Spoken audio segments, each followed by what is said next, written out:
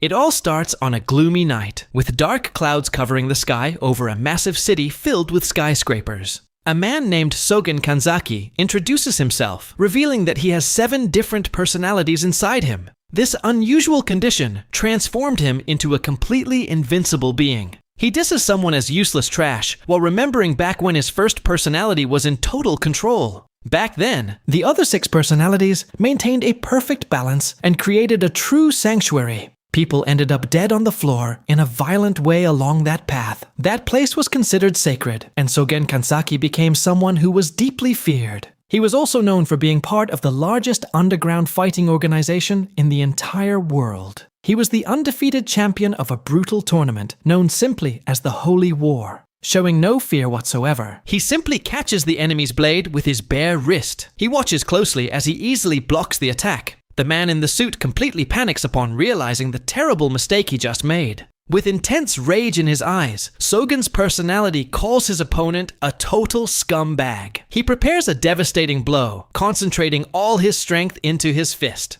Sogen lands a brutal punch right in the middle of his opponent's face. The man, who was actually the head of the largest mafia in Asia, is sent flying with a massive hole in his face while groaning in pain. Right after that, several other armed mobsters rush in all at once to attack him, but he simply defends himself using a combat technique called the triangle. The hallway is filled with the sounds of snapping bones and blood splattering everywhere. Because of all that insane power, people started calling that era something very specific. The era of Sogen Kanzaki became known in the underworld as the Invincible Frontline. However, that entire era of glory and invincibility was about to come to an end. His control was shattered in a tragic and painful way. It all ended when Sogen was stabbed in the back by his very own son, Kusuke. The young man cries after committing that terrible act against his own father. The man lying on the ground remembers that he is Sogen Kanzaki, the warrior who once ruled everything. He repeats in his final moments that he possessed 7 distinct personalities in his body. His intention was simply to put an end, once and for all, to that endless cycle of violence started by his first personality. In the end, the 7th personality chose to pass away willingly in Kusuke's arms. He passed away, leaving a cruel destiny in the hands of his beloved son. But things took a completely unexpected turn right after that. Going completely against Sogen's final wish, the doctors began a surgical procedure. They removed several organs, including the brain, heart, lungs, liver, kidneys, the right hand, and one of the eyes. Each of these 7 organs carried one of his personalities and a portion of his insane power. A mysterious organization orders its teams to take the organs to different destinations around the world. Everything was harvested with extreme care so that nothing would go to waste. These pieces of Sogen were about to be scattered across the entire planet. Suddenly, one of the agents receives an urgent call asking him to hold on for a moment. The man is informed that the final destination of one of the organs was changed at the last minute. The order now is to head immediately to a new location without losing a single second. The new destination is Tenho Hospital, where the transplant must be performed in a hurry. This happened because a matching recipient for the eye transplant finally appeared. The men are instructed to move fast, as the patient is already on his way to the hospital. Several black vehicles speed through the dark city streets.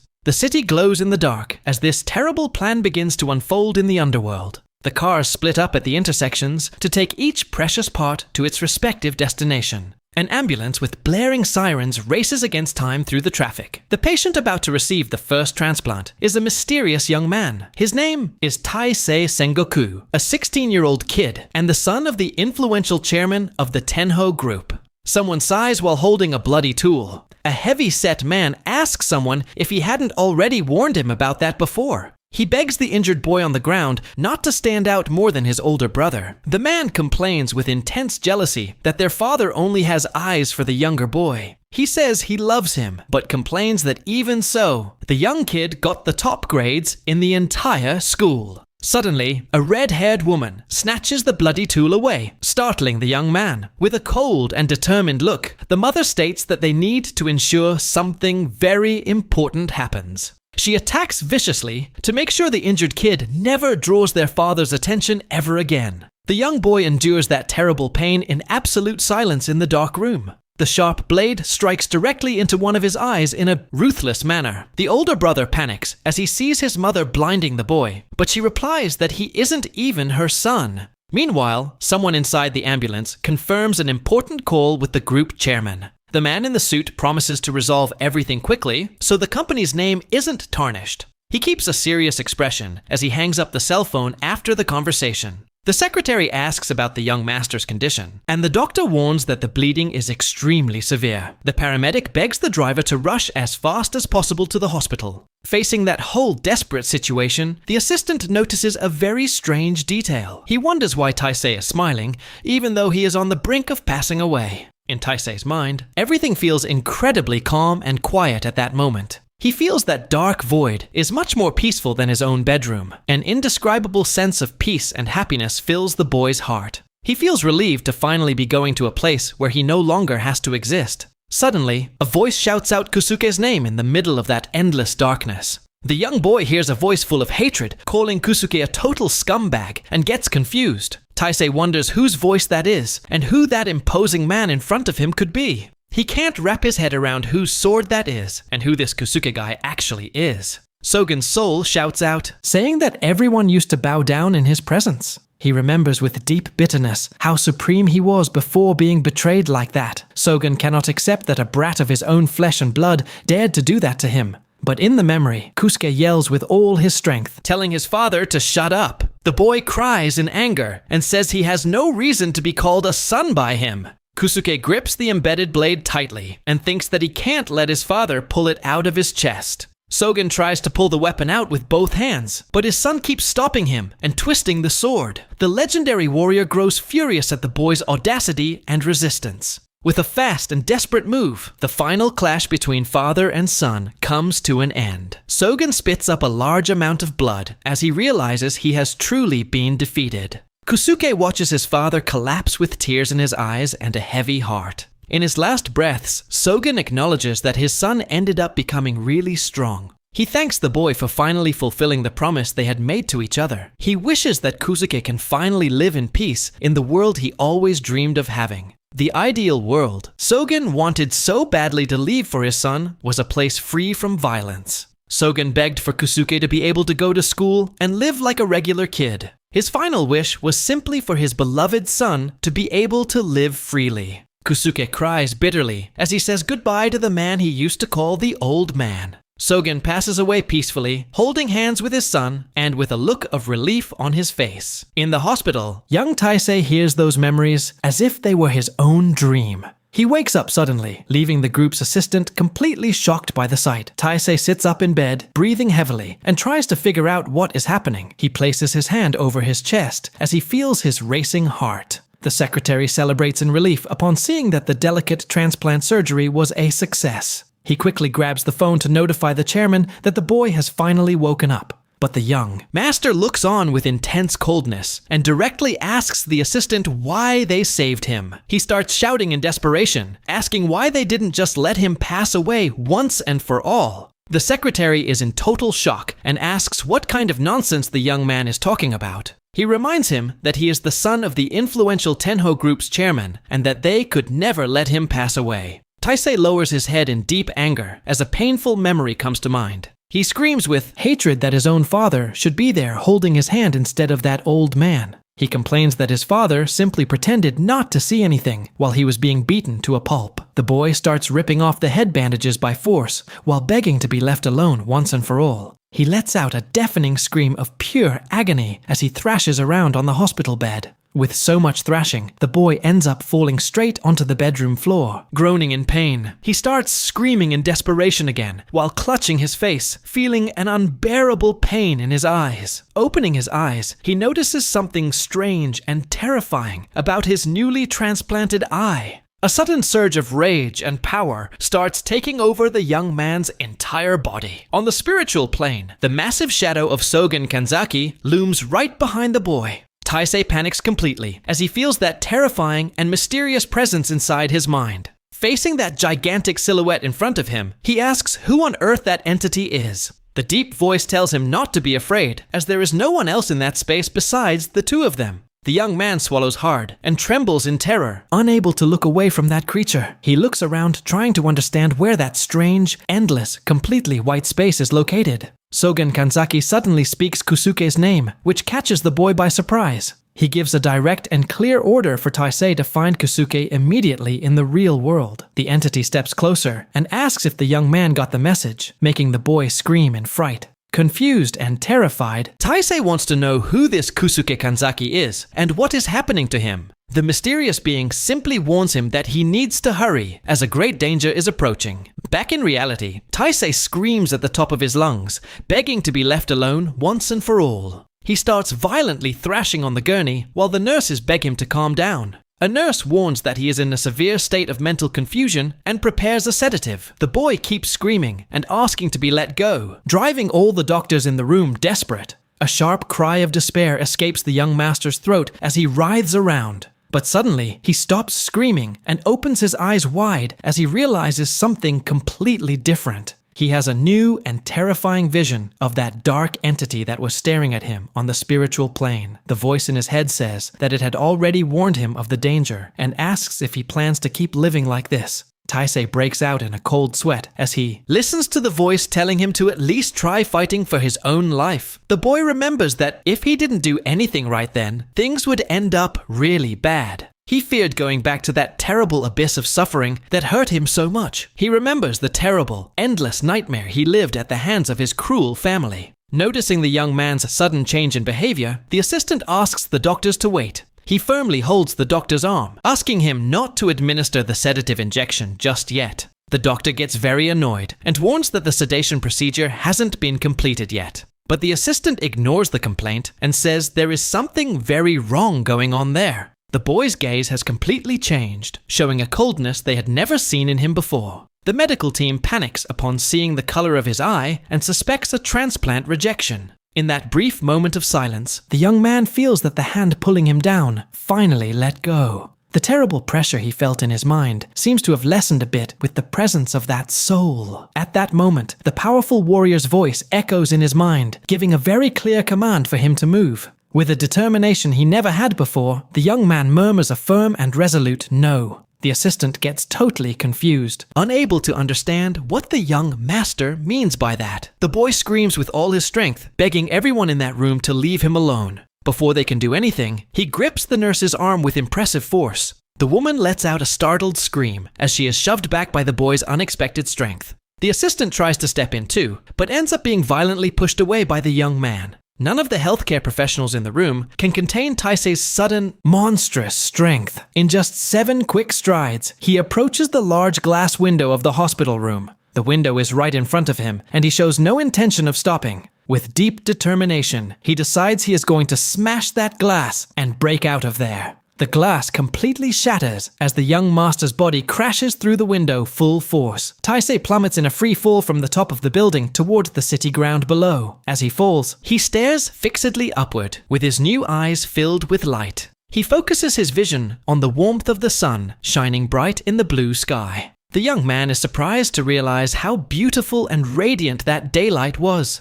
The free fall continues amidst the massive skyscrapers of that giant metropolis. With a slight smile on his face, Taisei accepts his fate and whispers to himself that he is ready to go. Cut to a completely different location, where a black car drives down a road in the middle of the forest. One of the agents gets out of the car and retrieves the metal briefcase containing another one of Sogen's organs. The organ transport team finally arrives at an isolated lab in the forest. The recipient this time is Asahi Dojima, a death row inmate with an impressive physique. The doctors prepare to remove the man's mechanical arm and begin the delicate transplant. The prosthetic metal arm is firmly attached to the patient's shoulder on the gurney. After a long and grueling job, the surgeons celebrate the successful attachment of the new biological arm. One of the scientists asks if that is the only surgery of the day, and the assistant mentions the eye transplant. The doctor is very surprised to hear they transplanted an entire eye and says that is quite unusual. He takes a sip of coffee and mentions he is pretty curious to know the final outcome of that other case. Suddenly, the death row inmate starts sitting up on his own from the surgical gurney. The entire medical team in the room panics upon seeing the massive patient move right after surgery. He feels a sharp pain in his chest and clutches the new transplanted arm, which begins to throb. Glowing veins begin to pop out on Sogen's arm as a red energy emanates from it. With a sadistic smile and glowing red eyes, Asahi Dojima remarks that this body is going to come in handy. However, the original personality of Sogen's arm manifests and calls him an inmate. The scientist shouts out that they didn't give him that arm to cause trouble and tells him to lie back down. He reminds the man that they saved the life of someone disposable and that he should follow orders. The man with the transplanted arm says in a sarcastic tone that he is truly very grateful for that. He steps forward threateningly, saying he will show them exactly how big his gratitude is. He grabs the scientist's head with extreme force while announcing that the real experiment is about to begin. A terrible scream of agony echoes through the dark operating room at the inmate's violent attack. Desperate cries for help can be heard outside that isolated lab in the forest. The scene shifts to Tenho Hospital, where a funeral is about to take place on that sunny day. At the memorial, Sogen Kanzaki's portrait is displayed surrounded by beautiful white flowers. Kusuke looks at the altar, feeling deep discomfort for having been responsible for taking his own father's life. He feels terrible having to face all the people who came to offer condolences while completely in the dark. The strong smell of incense burning at the venue leaves the young man with terrible nausea in his stomach. He can barely stay on his feet as a strong urge to throw up keeps rising up his throat. A person respectfully approaches Kusuke, addressing him by his title of main heir. A venue employee asks the young man for a moment and inquires if they can speak in private. The two head down an empty, quiet hallway to talk away from all the guests. She leads Kusuke to the morgue, where Sogen Kanzaki's body was supposed to be kept. But to the young man's distress, his father's body has mysteriously vanished from that cold room. The woman bows, apologizing deeply, and says that nothing like this has ever happened at that hospital. She promises to investigate the corpse's disappearance right away, but Kusuke says there's no need and tells her to proceed with the funeral. The employee is surprised by his reaction, and Kusuke only asks to make sure the casket feels heavy enough. He makes a shushing gesture with his finger on his lips and orders that confidential information to never be leaked.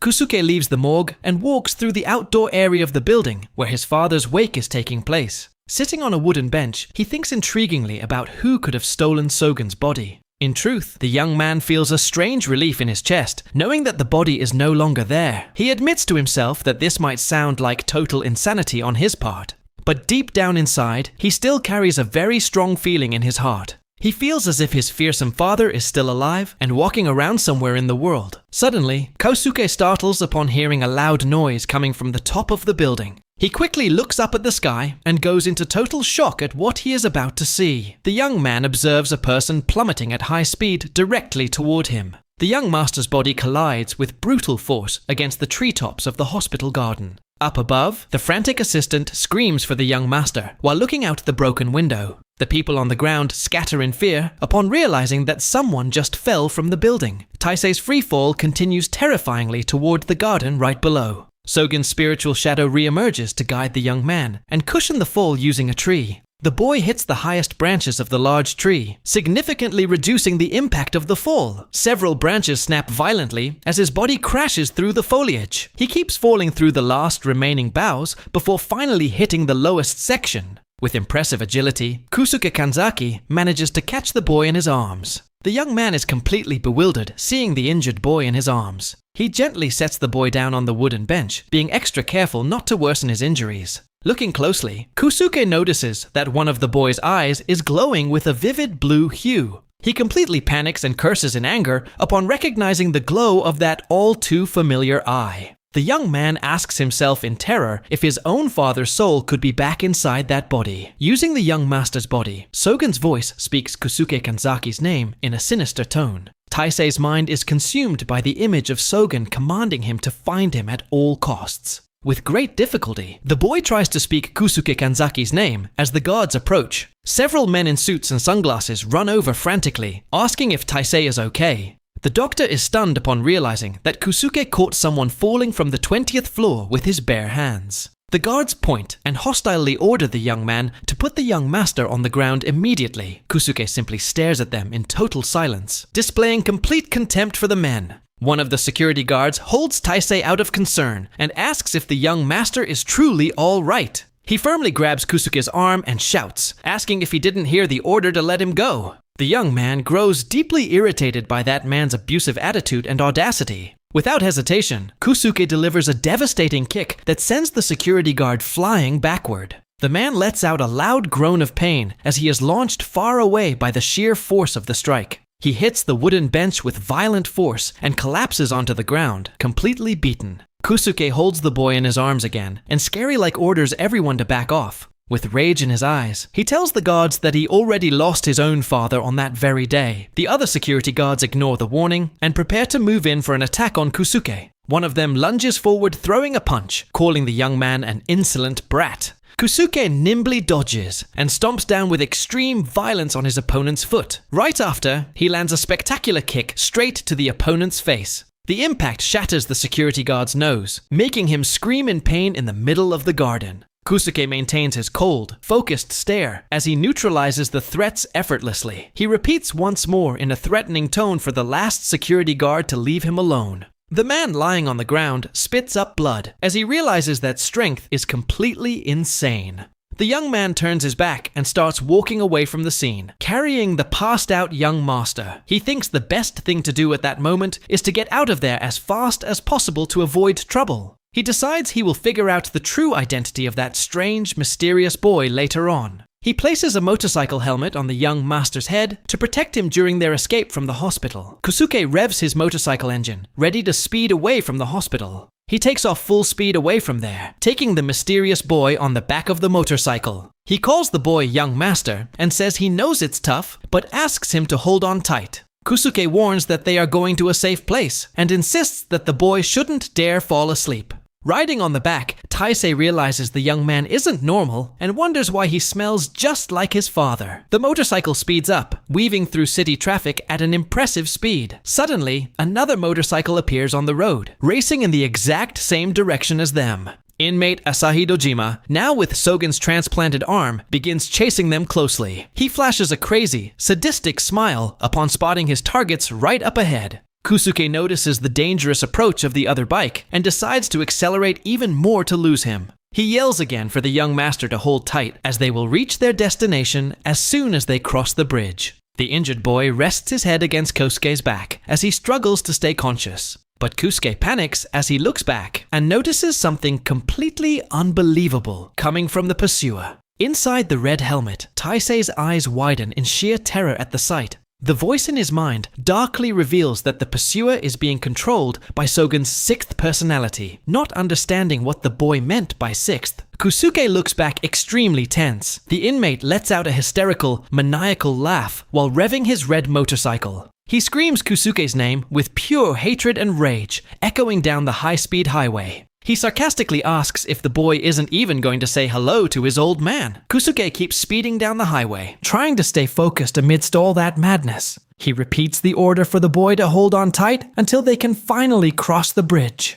The young master closes his eyes exhausted, with almost no energy left to keep resisting that pain. Kusuke panics upon noticing that the pursuer's red motorcycle is pulling up dangerously close to their back seat. Taisei feels that danger is drawing closer and closer, and that they have nowhere left to run. The glowing blue eye manifests again, warning that the sixth is taking over Asahi's body. The young man is left bewildered by that intriguing message about his father's sixth personality. The enemy continues laughing uncontrollably as the distance between the two vehicles keeps shrinking. He roars his son's name once more, displaying a completely insane rage and resentment. The inmate with Sogen's mind repeats the sarcastic question about their family reunion. Kusuke screams back, asking what he is talking about, and calls the pursuer an ungrateful child. He mocks Kusuke for acting like the funeral organizer and asks who gave him that right. The villain calls the young man a scumbag and tells him to pull over the bike immediately so they can fight.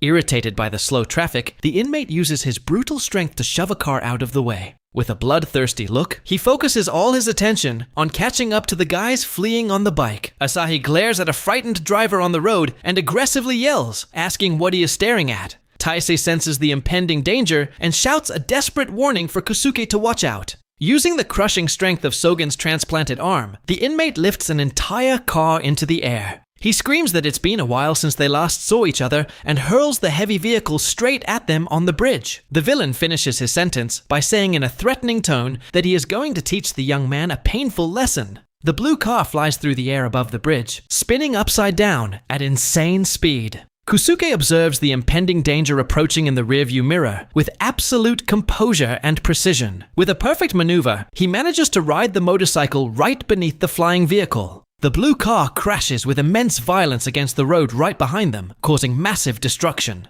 The young man curses in concern over being on the bridge, as he reveals that he doesn't even know how to swim. Taisei looks back and notices that the bridge is starting to collapse from the terrible impact of the car. The bike loses control on the destroyed asphalt, and both of them end up thrown right over the guardrail. They plummet from a great height toward the dark water far below the gigantic bridge. In the middle of the freefall, Kusuke manages to firmly grab Taisei's hand to keep him safe. He plans a quick move and tries to reach the handlebars of the motorcycle, falling along with them first. With superhuman reflexes, he grabs the motorcycle in midair to use it somehow before hitting the river. Taisei feels the rush of wind and the agony of free fall while his blue eye glows intensely. Next, Kusuke uses the trunk of a falling car to launch himself and jump again. He manages to soar high through the air, holding the young master securely in his arms. The enemy, Asahi Dojima, watches from afar the unbelievable leap the young man made to save himself. He gives a macabre smile and grumbles in disdain over their persistence to survive. The two hit the asphalt hard, looking completely exhausted and battered.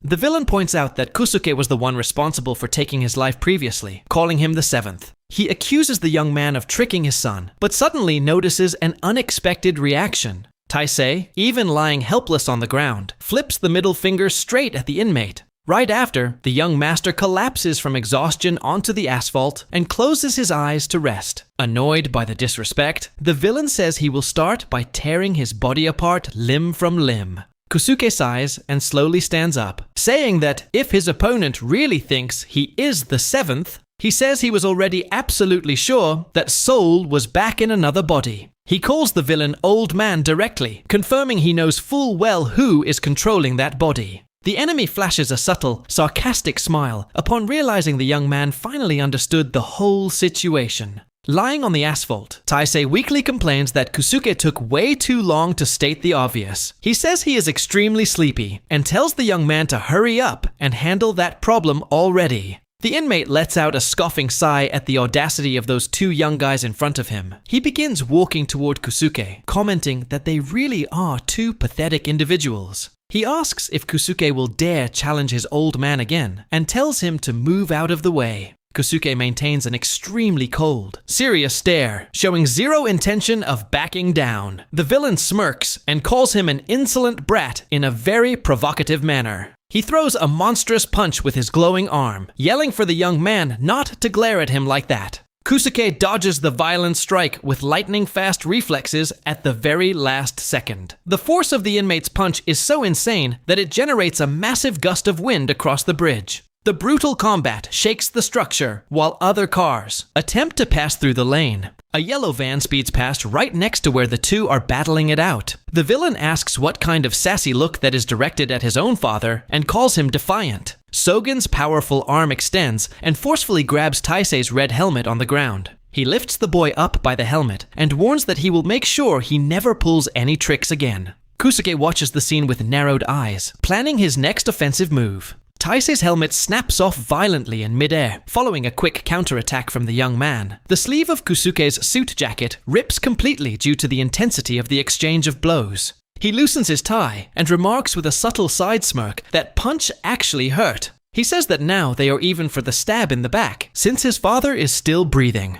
The villain grabs Taisei again and repeats that he will make sure he never attempts any foolishness ever again. The young man locks his eyes onto the enemy, ready to start the real battle right then and there. He kicks the red helmet directly at Asahi's face to force him to drop the hostage. Kusuke takes off his tie and grumbles in a serious tone that the previous blow caused some pain. He takes off his jacket and says the debt for the backstab is settled, since his father is still very much alive. The inmate flies into a rage at the young man's confident attitude and calls him an insolent brat. He asks if the kid thinks he's hot stuff now and complains that going easy on him was all it took for him to act arrogant. Kusuke coldly warns the pursuer to stop acting like he is actually his father. He takes a firm step forward as he prepares to land a definitive blow. With a spectacular leap, the young man launches himself high up into the blue sky above the bridge. He screams with all his strength that he only has one single true father in this world. The villain angrily responds that it seems like the young man is begging for an unforgettable beatdown. He throws a violent punch, but ends up smashing into the side of a large blue truck passing by. The inmate is completely taken aback upon realizing the young man wasn't where he thought he was. Kosuke appears clinging to the windshield of a blue bus driving at high speed down the highway. The bus driver lets out a terrified scream, seeing a guy in a suit standing right in front of his windshield. The blue vehicle continues driving at high speed down the bridge's highway. Kosuke balances himself with great skill so as not to fall off while the bus accelerates. The villain calls him an idiot and taunts the young man, believing he wouldn't be able to dodge his next attack. But suddenly, the inmate notices something that leaves him thoroughly surprised and alert. Taisei takes advantage of the villain's distraction and drives a pointed piece of iron straight into his leg. He takes a step back, groaning in pain, upon seeing that the weak boy managed to injure him like that. Filled with rage, the villain calls the boy a scumbag and prepares a violent stomp to crush him.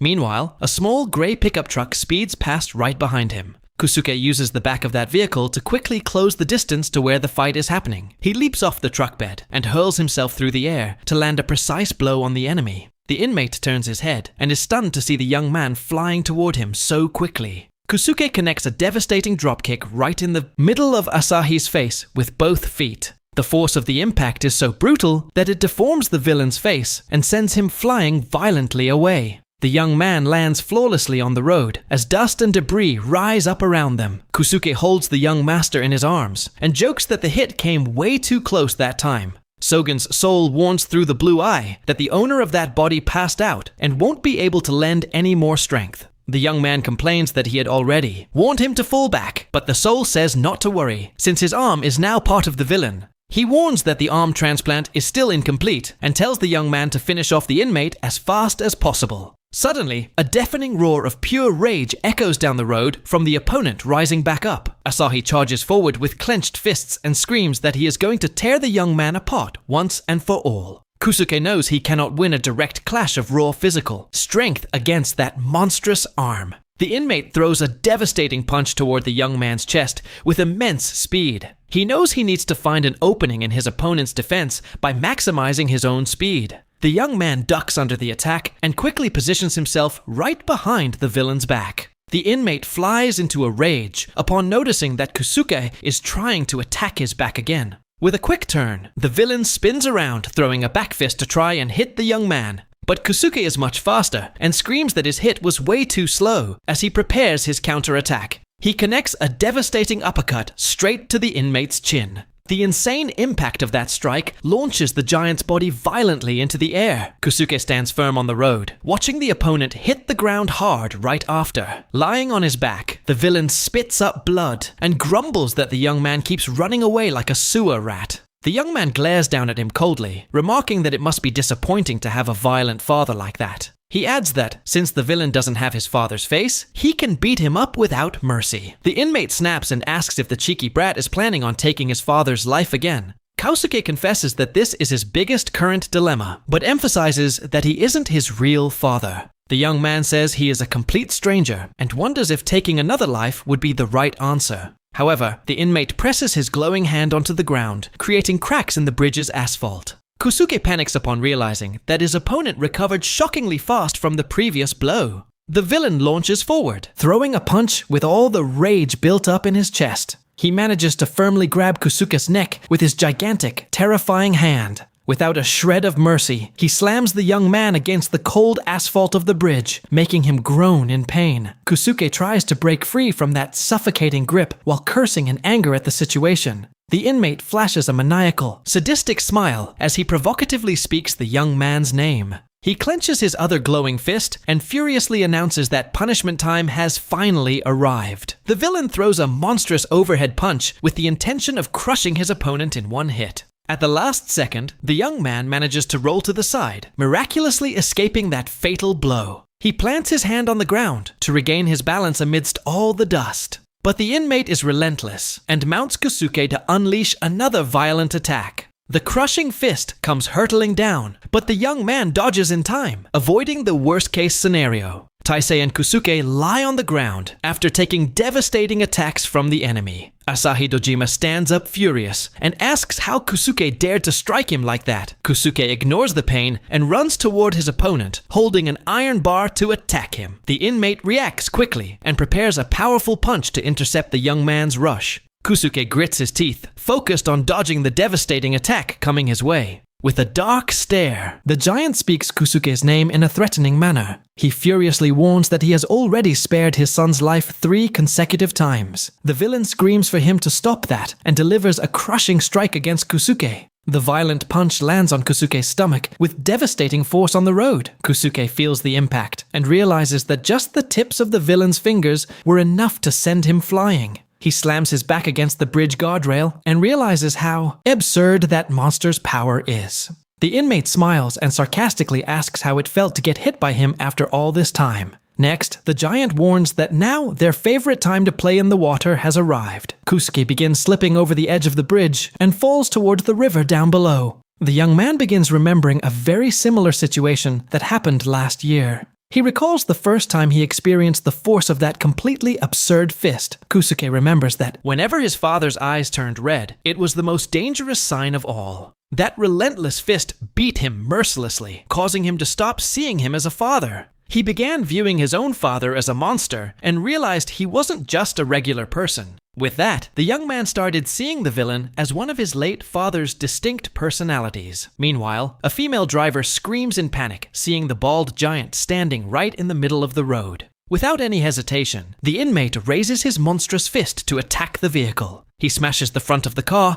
with a single violent blow, completely destroying the hood. The force of the punch is so insane that it hurls the entire car into the air with ease. The inmate takes a firm step forward as the destroyed vehicle falls and flips on the road. The giant walks slowly toward Kusuke, who is still hanging onto the edge of the bridge. Even in a critical situation, Kusuke stares at him and mockingly says he is very busy at the moment. The villain gives a sadistic smile and tells the young man to give up once and for all on trying to fight him. He prepares another attack and tells the boy to go play house straight in the depths of hell. Kusuke watches his opponent's fist come down toward him without showing any sign of panic. At the last instant, a smirking smile appears on young Kanzaki's lips in the face of danger. The villain's monstrous punch hits the bridge's protective railing, breaking the metal with ease. However, the giant is surprised to realize that his strike didn't hit the target he expected. Kusuke takes advantage of the proximity to firmly grab his opponent's right arm with his hands. The young man hangs in midair, supporting his entire weight just by holding on to the monster's arm. Kusuke remarks that he never imagined he would have to hold that arm again in such a manner. He remembers that was the exact same hand he held at the moment his old man was passing away. Annoyed, the giant tries to yank the limb back and asks how the brat dares to touch him. Without wasting time, the villain throws strikes with his other fist to try to make the boy let go. Kusuke spits up blood from the impact, but clearly remembers that fateful day in the past. He vividly recalls how that fist punished and beat him mercilessly during his childhood. The inmate screams furiously for him to let go, while trying to shake his arm with extreme violence. With that, the surgical transplant stitches on the giant's shoulder start tearing open and bleeding. Kusuke spots the opening and locks his gaze directly onto his rival's torn shoulder seam. He recalls the warning that his father's right arm became a physical part of the opponent. However, since the surgery is still incomplete, he needs to eliminate the inmate as soon as possible. Knowing this weakness, Kusuke lands a precise strike right on the rival's incomplete shoulder seam.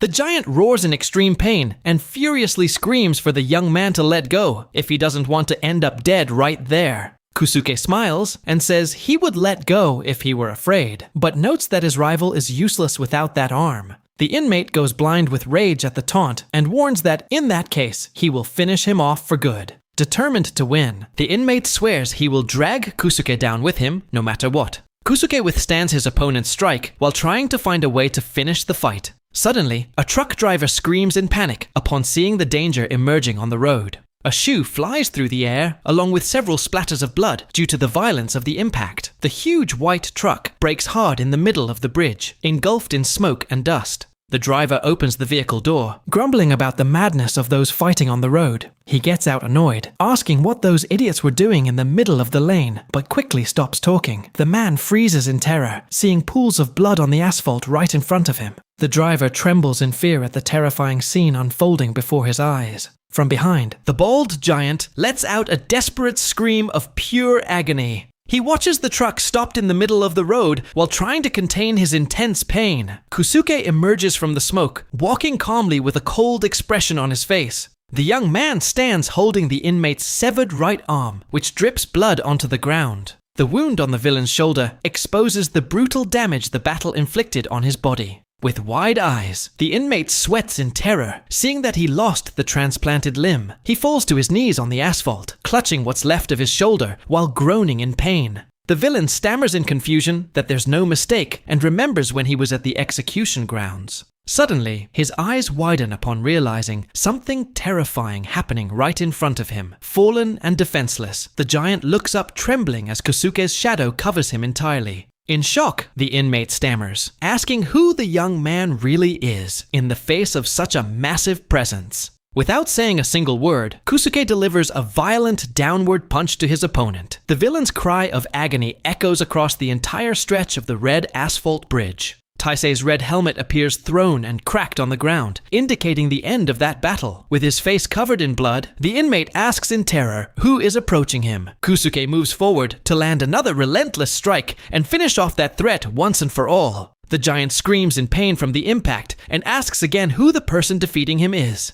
He stands completely bewildered, staring fixatedly at young Kanzaki's face. Kusuke stares back coldly and clearly states that the giant is not his true father. He stands in silence, looking at his late father's arm now in his hands. Without any hesitation, the young man tosses the amputated limb right over the bridge's protective railing. His father's right arm falls into the river below, making a loud splash in the water. Next, the young man turns around to observe the bald inmate, who is now completely defeated. Suddenly, the young man's eyes widen in disbelief as he asks himself if this is a joke. He looks around and realizes the road is empty, leaving only the helmet on the asphalt. Kusuke anxiously wonders where his father's soul and the helmet's owner could have gone. Meanwhile, a gray van speeds away down the busy city streets. Inside the vehicle, Taisei sits unconscious with his seatbelt buckled. The Tenho Group secretary looks back, worried about the young master's health condition. Suddenly, the man with glasses lets out a groan of pain and clutches his chest, feeling a severe spasm. The van driver notices his colleague's suffering and anxiously asks if Ichinos is all right. Ichinos tells the driver to rush to the chairman's mansion, while wondering what that sudden pain is.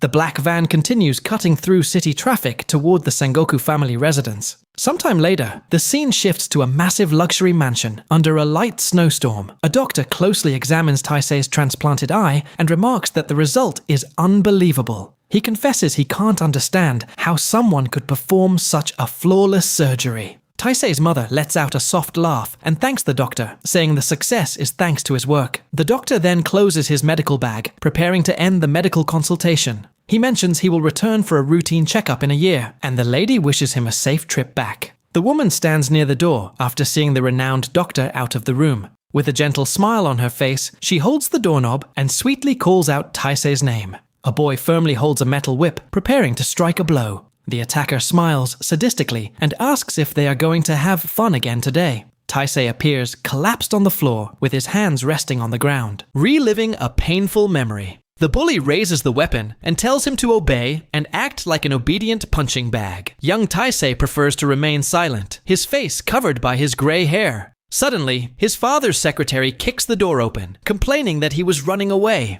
The man in a suit and sunglasses stares at him with a serious look, like someone who is truly going to punish him. He observes Taisei's back covered in bloodstains and sighs over the ongoing abuse. The boy stays in absolute silence, with an expression of deep melancholy and pain. The secretary says he is at least glad to know Taisei's eye wasn't damaged. Taisei finds that very strange and realizes the man's behavior is out of the ordinary today. He remembers that normally the secretary would always ask if he was okay before taking care of him. The man praises his high pain tolerance, and Taisei simply tells him to leave immediately. The secretary gets confused and says he hasn't finished putting the bandages on his back yet. The two remain silent in Taisei's room as tension between them grows by the second. The man gives a cynical smile and remarks that the young master really is tough and stubborn. He steps closer to Taisei and intimidatingly warns that he will pick him up for school tomorrow. The boy grows extremely tense as he watches. The secretary calmly leaves his room.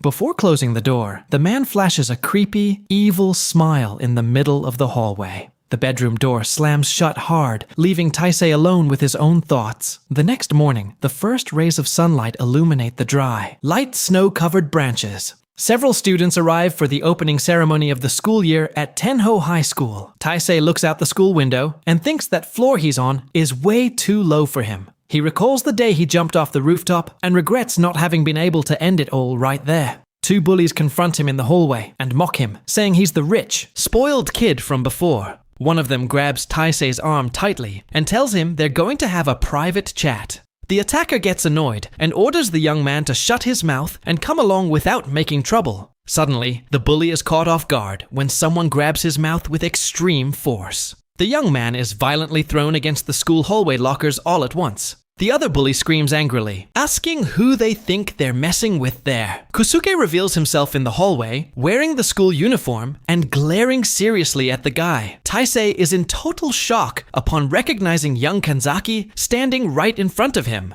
Without any prior warning, Kusuke moves his arm rapidly to throw a slap. He lands a solid slap right across Taisei's face, who staggers from the unexpected force of the blow. Kusuke glares at him with an extremely serious and focused look after slapping the young man. Quickly, he readies his other hand to land another blow toward his classmate. The second slap hits Taisei's face with the same intensity, startling those present. Kusuke maintains his firm posture and expressionless face in front of all the students. The other students watch the scene confused, while Taisei lies on the hallway floor. Kusuke yells in annoyance, asking his late father why he didn't dodge that strike. The bully gets up and screams in rage, asking if Kusuke went crazy attacking like that. The young man calmly replies that he didn't hit him and says the bully just tripped on his own. Other students open the classroom door scared, and the bullies decide to back off before it gets worse. They hurry away, commenting on the rumor that Kusuke has ties to the mob. Kusuke turns around to face the fallen young heir, who still doesn't understand the situation.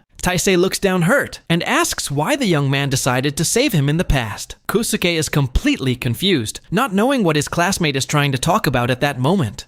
The boy screams that he should have let him pass away, because that way, all the suffering would have ended. Kusuke just stares at him with an expression of total incomprehension in the face of such an outburst. He clarifies that he didn't save him, and that Taisei just fell on top of him out of nowhere like a package. Taisei is shocked by his classmate's revelation that things weren't quite how he thought. Kusuke states truthfully that in fact, it was Taisei who ended up saving his life. He reveals an important detail about the bridge fall, confessing that he doesn't know how to swim at all. Taisei processes that information in surprise, understanding the real reason behind what happened that day. Kusuke extends a grateful hand and remarks that he hates owing favors to anyone. He apologizes for the slaps and explains that he thought the boy would dodge like he did in the first fight. Suddenly, the teacher slams her desk, drawing the attention of both young men in the back of the classroom. She complains that it's the first day of class and demands to know what they're up to back there. A female student with an eye patch also turns around and tells them both to hurry up and take their seats.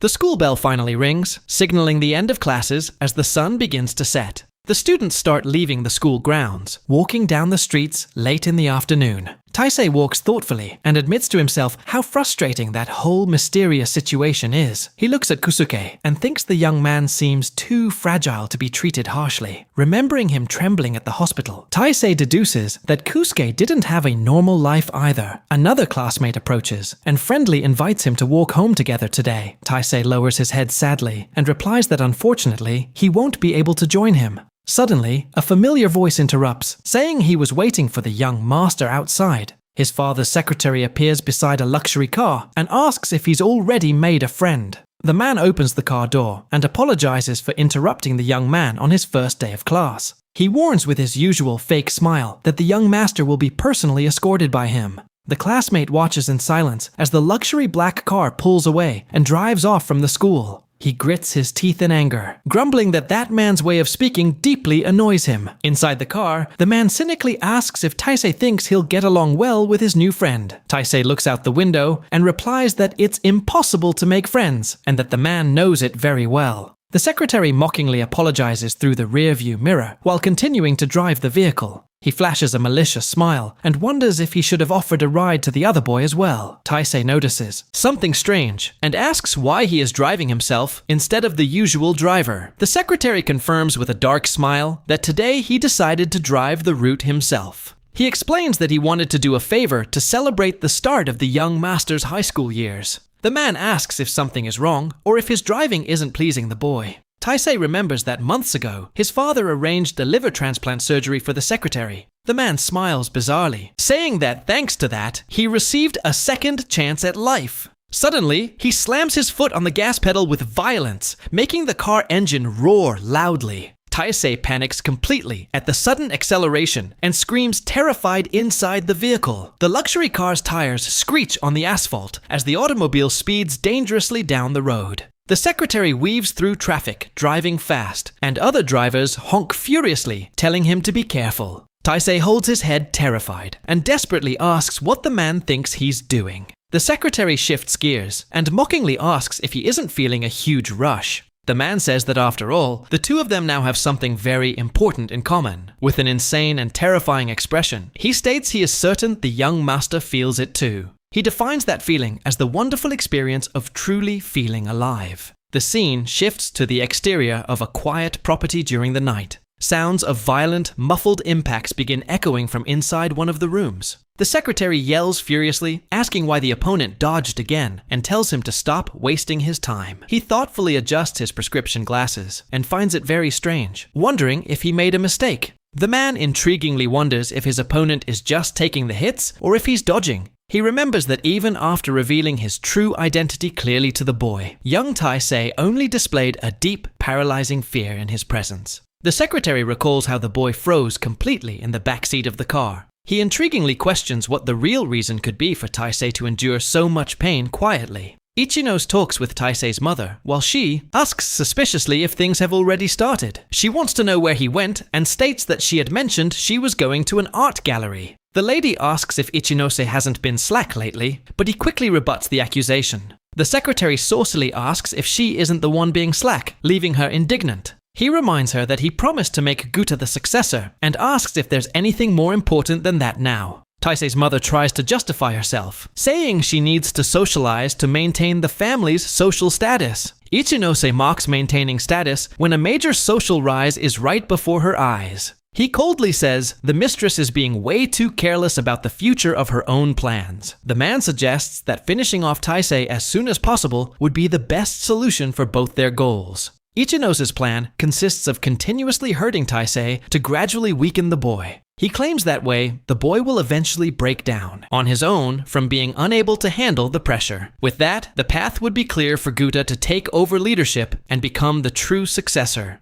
In Ichinose's memory, young Guta is shocked to see his whip being held by a mysterious force. A glowing hooded presence appears to protect the young heir from that cruel attack. The attacker tries to strike furiously, but the entity blocks the attack, gripping his wrist firmly. Back in the present, the secretary smiles sadistically, remembering that past confrontation. He lets out a hysterical, evil laugh that echoes terrifyingly down the dark hallway. Ichinose knows that Sogen's soul finally awakened and took control of the situation that day. Guta pulls with all his strength, trying to yank the whip back, but the spiritual hand won't let go at all. He panics upon being ordered to let go of the weapon and wonders where that absurd strength is coming from. The mysterious being reveals its bluish glow under the hood, staring at the attacker with intense seriousness. Taisei's left eye glows brightly with the energy of the warrior soul inhabiting his body. The iron whip is ripped from Guta's hands and falls heavily onto the cold floor of the room. Terrified by what he just witnessed, Guta screams in desperation and wonders who that monster is. The bully runs as fast as he can and slams the door hard as he flees from there in total panic. He rushes past his mother and the secretary in the hallway, screaming while the lady tries to call him back. Ichinose macabrely smiles, commenting that Sogen's soul finally decided to show up and fight. The The secretary reveals he possesses Sogen's 7th personality due to his liver transplant. The next day, the school routine at Tenho High School proceeds as usual. The teacher of class 1.8 continues taking morning attendance and marking students present. Upon calling Kusuke Kanzaki's name, the instructor notices the young man's seat is empty. She finds his absence strange, noticing that Kusuke's backpack is already stored on his desk. Suddenly, Kusuke appears, slamming his hands on her desk hard, startling the entire class of students. He irritably demands to know why the teacher skipped Taisei's name during attendance. Flustered, the teacher replies that the young heir was absent today because he wasn't feeling very well. Kusuke doesn't really buy it and immediately orders her to give him the address to Taisei's home. The instructor feels outraged and tells the boy to stop wasting her time and return to his seat. Without giving a damn about the scolding, Kusuke grabs his backpack and announces he is also leaving early. He pulls out his cell phone in the hallway, and a hall monitor shouts, ordering him to put the device away immediately. However, the boy ignores the warning upon seeing an important text message pop up on his smartphone screen. He walks off in a hurry, while the teacher screams, asking where he thinks he's going. Kosuke glances sideways, and vaguely replies that his old man isn't doing so well. He slams the school back door hard and runs toward the exit to complete his goal. He wonders who could have sent the address with such precision, but decides to go investigate anyway. Suddenly, young Kanzaki comes to a screeching stop upon spotting something very suspicious at the gate. He sees a familiar silhouette waiting for him, right beside a parked luxury black car. Ichinos falsely smiles and remarks that he was actually on his way to Kusuke's classroom. The secretary laughs and says it was an excellent coincidence for the boy to show up at such a perfect moment. He points to the vehicle and friendly invites the young man to get in so they can ride together from there. The man stares at him threateningly, pronouncing Kusuke's name in an extremely dark tone. The luxury black car speeds along the snow-covered highway under a clear sky. Kusuke and the secretary ride together in the back seat of the vehicle in silence. Ichinose smiles, commenting that it's hard to imagine the young man became so close with Taisei in just one day. He looks down and notices Kusuke left in a hurry, wearing sandals even in that intense cold. Kusuke asks what's wrong with Taisei, and the man reveals that the boy underwent surgery in the past. The secretary takes a jab, saying that despite their closeness, the boy still knows almost nothing about the heir. Kusuke prefers to ignore the taunt and begins mentally questioning the location of the house. Looking outside, the young man finds it strange that they are heading towards such an isolated area of the city. The secretary resumes the subject, stating that young Taisei was eagerly waiting for that visit. Kusuke is surprised and asks if the boy really wanted to meet him in person today that badly. The man says yes and reveals that that was the first time Taisei showed interest in seeing anyone. Ichinos mysteriously adds that because of that, they did a little background check on him. The young man stares at him confused, not grasping the true meaning of that man in a suit's words. The secretary mentions the Triangle organization and asks if Kusuke really is the son of their former leader. Kusuke remains in absolute silence while watching the man check some messages on his phone. Ichinos comments in an ironic tone that there are pretty bizarre rumors circulating on the streets. He says the main rumor claims that the son himself took his dear father's life in the past. Kusuke immediately flies into a rage and shouts, demanding to know why he is bringing up that topic. The car keeps racing down the highway while the secretary prepares a disturbing revelation. He takes off his sunglasses and asks how Kusuke can live so peacefully after committing that crime. The man says the first thing the young man should do is get on his knees and ask his late father for forgiveness. With eyes glowing purple, he breaks into an insane smile and asks if he's wrong in his statement. Kusuke panics seeing the purple eyes and realizes that man carries his father's second personality. Despair takes over the young man as he notices the secretary went completely crazy and won't stop the car. He looks to the side horrified, seeing a massive truck coming straight towards their window. The private driver screams in absolute panic upon realizing the fatal impact about to happen. The truck broadsides the luxury car with devastating force, crushing the cabin's metal. The crash echo reverberates down the road as the automobile begins flipping violently across the highway. The vehicle is thrown far off the road and plummets upside down into the middle of all that snow. The force of the final impact completely destroys the vehicle structure on the shoulder of the road. The truck stops jackknifed on the road while the destroyed car rests on its side, emitting smoke. A bloody hand appears resting on the cold ground to try to escape the twisted wreckage. Ichinose crawls out of the car, groaning in pain, but keeping his maniacal look active. Kusuke remains trapped inside the deformed bodywork and struggles with the pain he is feeling. With a bloody face, the secretary curses at the driver for not braking in time. Sogen's spirit in his mind complains that he had warned him to take it easy during the attack. The injured driver approaches trembling and asks in fear if the boss is feeling okay. Ichinose gets deeply irritated and screams harshly for him to get lost right away. Kusuke lies unconscious on the ground with his face covered in blood due to the severity of the accident.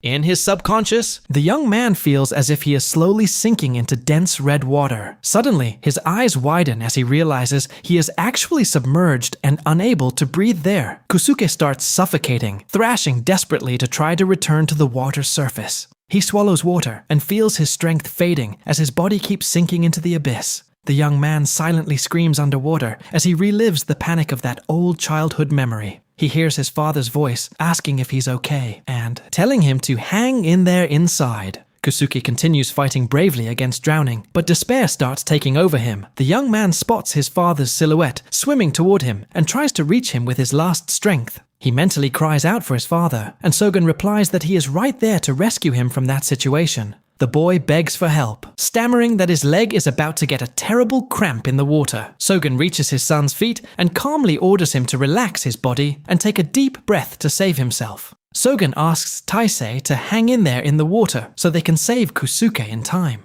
In the dark lab, 2 large water tanks, one blue and one red, house the young men. Taisei manages to get his head out of the blue tank's water and breathes with difficulty. At the same time, Sogen's bluish spirit dives into the red tank to rescue his son. He sees Kusuke tied up and struggling at the bottom of that dark, airless reservoir. Sogen panics seeing Kusuke suffering and swims quickly toward the boy. However, the warrior spirit is surprised by a bright light shining in the area. He looks back and sees the silhouette of a young girl holding a lit flashlight at the room's entrance. The warrior confusedly wonders why a young female student is in such a dangerous place. The girl walks carefully through the dark lab, feeling the walls with the flashlight. With the light beam focused, she finally finds where the boys are imprisoned. Taisei also notices the girl with glasses' presence and is surprised to see her there. The young master doesn't understand how his classmate managed to get to that place. Without losing time, the girl pulls out a small, portable blowtorch she brought in her bag. She says in a tone of relief that she finally managed to find the 2 missing boys.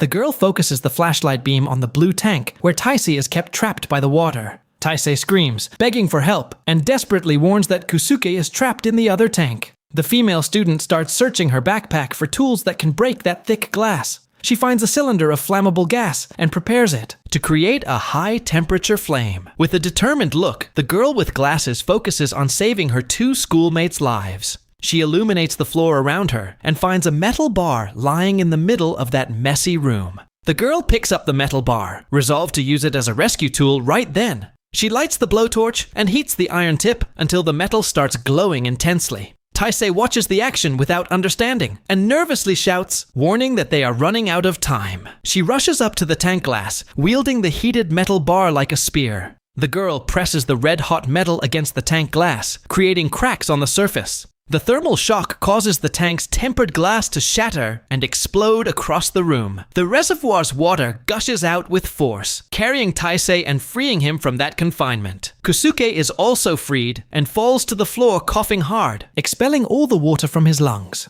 The girl with glasses runs over worried, asking if young Kanzaki is really all right. Taisei thanks the heavens for the rescue's success, but soon gets confused looking at the 2 of them. The female student takes off her wet jacket, showing that she also suffered from the explosion splashes. Kusuke groans in pain, his body shivering due to the low temperature of the water he was trapped in. He complains of cold, and his classmate hugs him tightly to try to warm his wet body. Taisei observes the scene in silence and stammers a few words, surprised by that attitude. Shivering from the cold, the girl looks at Taisei and asks him to also help warm her up there. The students light a small campfire with pieces of wood to ward off the chill of the place. Sogen asks Taisei if the boy knows that girl who risked her life to save them. Taisei replies that he doesn't know her as he sits near the fire beside Sogen's spirit. The warrior says she saved them, but notices she doesn't act like one of the personalities. The spirit sighs, looking melancholically toward his son, Kusuke Kanzaki. Sogen deeply regrets and sadly admits that all this current tragedy is his fault. He apologizes to Taisei, confessing he also caused much suffering in the young heir's life. The warrior explains that, although he had only one physical body, his mind carried many voices. He reveals that those countless personalities in his mind whispered and echoed endlessly. Sogen says he stained his hands with a violence he never wanted, and that, to try to stop it, the burden he placed on Kusuke ended up deeply hurting his own son's heart. The man thought death would bring an end to everything, but notices Kusuke is still facing a hell. Sogen then asks Taisei to lend him his help to guide the young man from here on out. The warrior concludes saying that only through Taisei can he continue to watch over his son. Sogen reminds Taisei that, despite him saying he wants to pass away, his true desire is to manage to truly live, leaving the young heir reflective with his words. The warrior says he won't stop him if he insists on passing away, but sets a clear boundary. He states that under no circumstances will he let his precious son Kusuke pass away there. Sogen promises that if Taisei lends him his physical strength and body right now, he will do absolutely everything in his power to help him escape that misery. He guarantees he will save him from all that suffering, leaving the boy quite surprised.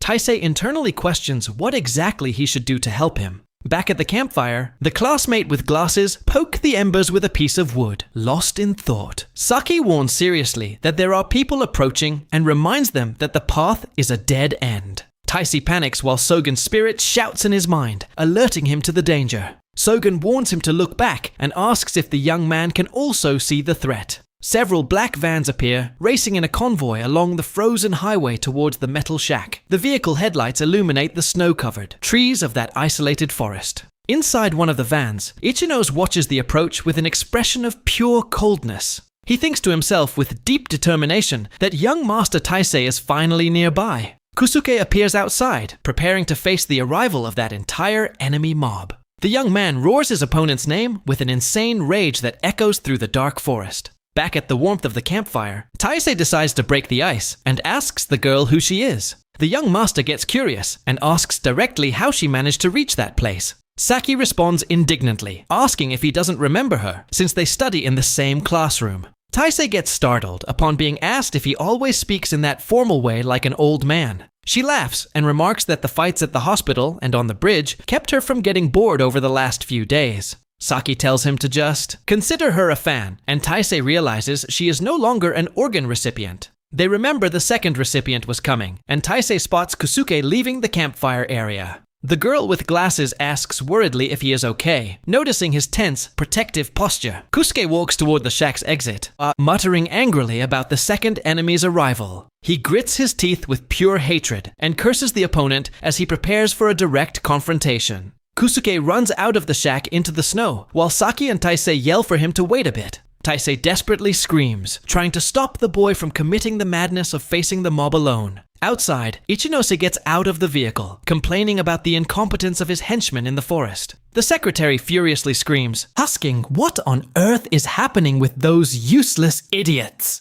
The driver stammers an apology, explaining they only saw lights and smoke rising from the shack. Ichinose remarks that the plan was perfect and thinks the seventh personality already knows about his existence. Taisei's mother appears in the van, screaming at Ichinose, demanding to know what he thinks he's doing. She complains that he assured he would handle everything, but she had to come all the way here to demand results. The secretary bites his own lip with pure hatred and quietly curses his mistress's insolence. Ichinose irritably orders her to shut her mouth and threatens to finish everyone off at once if they keep this up. The lady and her other son sit in complete silence in the backseat of the car, trembling with fear. The secretary uses the radio to order the henchmen to grab their weapons, warning they will proceed on foot. Suddenly, a loud thud hits the roof of the luxury vehicle, startling the man with glasses. The man looks frantically out the van window, trying to figure out where that violent noise came from. Kusuke appears standing right on top of the black van's roof, under the moonlight, glaring at the enemy mob. Young Kanzaki shouts with all his rage, "Pret, reward yun one bound," demanding that damn second opponent show up to fight. Ichinose flies into a rage, seeing the boy challenging his own father, and orders over the radio to capture him right away. The henchmen armed with batons rush in screaming,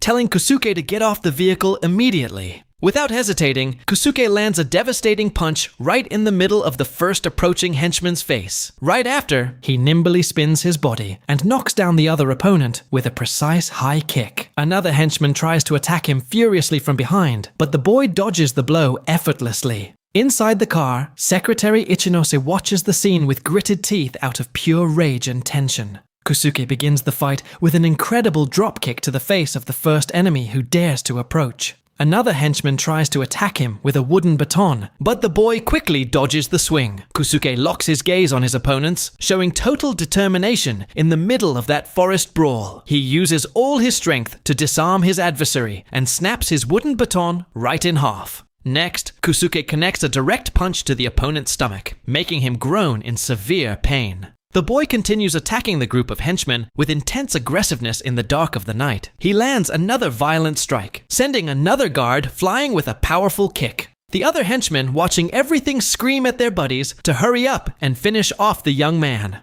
Nearby, Saki looks out the shack window and remarks that the henchmen are getting totally humiliated in the fight. Inside the place, Sogen's soul asks Taisei if the boy needs a bit more time to recover. Suddenly, Taisei hears voices outside warning that they found the hideout. Getting spooked, Taisei's stepmother appears with her henchmen at the shack and coldly tells the boy to disappear once and for all. Taisei starts trembling with pain and panic upon realizing he has nowhere left to run from that woman. Outside, a bald henchman screams with intense hatred while trying to grab MC any way he can. Kusuke, despite being severely injured, grabs his opponent, who desperately calls him a crazy bastard. The bald man tries to hit Kusuke with a violent strike to the head, yelling at him to just die already. Covered in blood, MC merely lets out a sarcastic laugh and calls all those guys useless trash. The henchmen hold Kusuke's arms tightly, while Ichinose orders them to restrain him well so he can't escape. Secretary Ichinose lifts a sharp iron hook with the clear intention of finishing off the young man.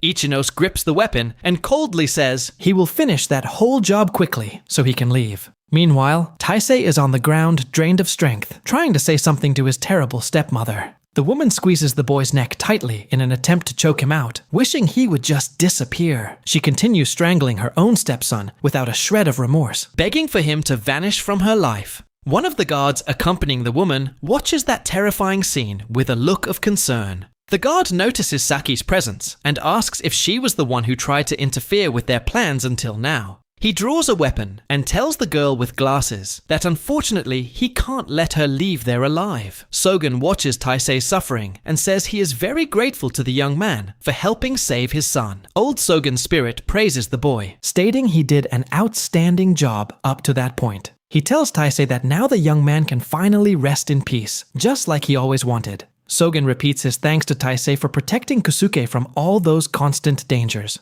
The spirit continues comforting the weakened boy, saying he fought really well throughout the entire journey. He reinforces that Taisei can rest in peace now as the young man starts losing consciousness. Taisei's eyes go lifeless, on the verge of blacking out completely under his stepmother's violent grip. Suddenly, the boy realizes through the spiritual connection that Ichinose is about to use an iron hook against Kusuke. The secretary raises the hook against Kusuke and bids farewell to the young man, calling him an ungrateful child. Kusuke simply stares at the man in silence, showing no fear or hesitation whatsoever. He smirks slightly, even in the face of the fatal attack about to hit him head-on. Sensing his savior's imminent danger, Taisei tries to cry out for help with his last remaining strength. The boy keeps begging for help in his mind before completely passing out in his stepmother's arms. Upon hearing the boy's desperate plea, Sogen's spirit decides that the time to act has finally come. The entity's eye glows intensely on the spiritual plane as it announces it got the boy's message. Ichinose misses the strike by a narrow margin and angrily screams at the henchman for letting the target move. The secretary furiously asks if they don't know how to hold a kid properly, or if he ended up missing his aim himself. He raises the weapon once more in pure rage, guaranteeing he won't miss the next fatal strike. Suddenly, Kusuke begins letting out dark laughs, completely changing his posture in front of the enemies. The young man looks at the secretary with a terrifying smile and remarks that the old man took way too long to show up. Ichinose is in complete shock upon hearing that all too familiar and intimidating tone of voice coming from the boy. Meanwhile, a bright blue light starts shining intensely from inside the shack in the middle of the forest. Taisei suddenly awakens and calls his stepmother an old hag in an extremely sarcastic tone. He tells the woman to get off him immediately, warning that she is definitely not his type. Taisei's stepmother is completely stunned by the boy's insolence and asks what he just said. Taisei performs an insane acrobatic backflip and tells the woman to move out of his way, sending her falling to the floor. Gota sees his mother on the ground and screams furiously at Taisei, calling him an insolent bastard. Taisei's body continues making extremely flexible and strange movements while his bones crack. With a defiant look, Taisei stares down Gota up close and asks if he has any complaints to make. He then points at the armed henchman and warns him not to point dangerous weapons at a minor. The guard freezes and breaks into a cold sweat in the face of the intimidating aura emanating from the youth. Suddenly, the henchman is brutally launched straight out of the shack with a devastating blow. Outside, Ichinose gets startled seeing that mysterious light and asks his men what that was. With complete composure, Taisei walks over to Saki and asks her to lend him a hair tie. Saki hands over the hair tie hesitantly while Taisei ties his hair up to prepare for battle. The boy begins walking barefoot out of the shack, thinking he needs to cut his hair as soon as he gets back. He takes a deep breath of the fresh mountain air and remarks how much he missed that invigorating feeling. Upon spotting Kosuke, the possessed youth asks why the boy is so quiet and if he isn't going to greet him. Kusuke lets out a faint laugh and remarks that the old spirit seems to have gotten a lot younger in Taisei's body. Taisei analyzes the battered state of the injured young man and asks with disdain who was responsible for doing that. With lightning-fast movements, Taisei turns toward the enemies and asks if the culprit was the guy with glasses. The youth rushes forward full force and connects a direct punch to the chest of one of the henchmen holding Kusuke. He then smirks from the corner of his mouth while holding a packed snowball Saki made for him. He thanks the girl for the backup and sweetly calls her young lady. The boy mockingly bids farewell to his opponent before hurling the snowball with impressive force. He throws the projectile right into the middle of the other henchman's forehead, asking if that cowardly secretary was to blame for it all. The impact of the snowball is so violent that the struck henchman passes out on the spot. Taisei looks at the snowball in shock and asks Saki if she happened to put a rock inside it. Ichinose flies into a rage upon noticing the change and says the seventh finally decided to reveal his true identity. Taisei points to himself and replies that he always made it clear from the beginning that he was the seventh personality. Saki continues making snowballs in silence, while Taisei wonders if his joke about the number 7 was bad. Ichinose mocks the young man, telling him not to play around, questioning what he could possibly do with such a fragile body. The blue-eyed youth simply lets out a mocking laugh at the secretary's arrogant taunts. The enemy activates the power of the transplanted liver, and Sogen states he can clearly see his own organ glowing. Sogen warns the second that he will take immense pleasure in ripping that liver right out of his body without hesitation. Ichinose fires back, saying that with that blind eye he can't see anything, and asks if he'll need to defeat him again. In Teise's mind, the boy floats terrified in mental space as he hears the intimidating voice of the opponent outside. Sogen's projection appears right behind the boy and assures him that his suffering has finally come to an end. Taisei looks at the giant hooded figure with an expression mixed with surprise and deep relief. Sogen's spirit smiles warmly and promises he will protect the boy from any danger from here on out. In the real world, Kusuke gives a tired smile and remarks that they finally managed to clear that stage. In mental space, Sogen continues comforting Taisei, repeating that the nightmare will never return to torment him again. The ghost explains that that location was the exact spot where the two of them met for the very first time. He details that it is the mental cage, an infinite space perfect for them to communicate freely. Sogen explains that it is also the safest place in the world for the boy's soul to fully recover. He assures the boy that, whether inside or outside his mind, now the two of them are one and will fight together. Back in physical combat, Taisei repeats that he can see his own liver inside Ichinose perfectly. He reinforces his promise that he will forcefully rip the transplant out from inside the secretary. The villain with glasses laughs and mocks Taisei's impaired vision, asking if he wants his other eye crushed too.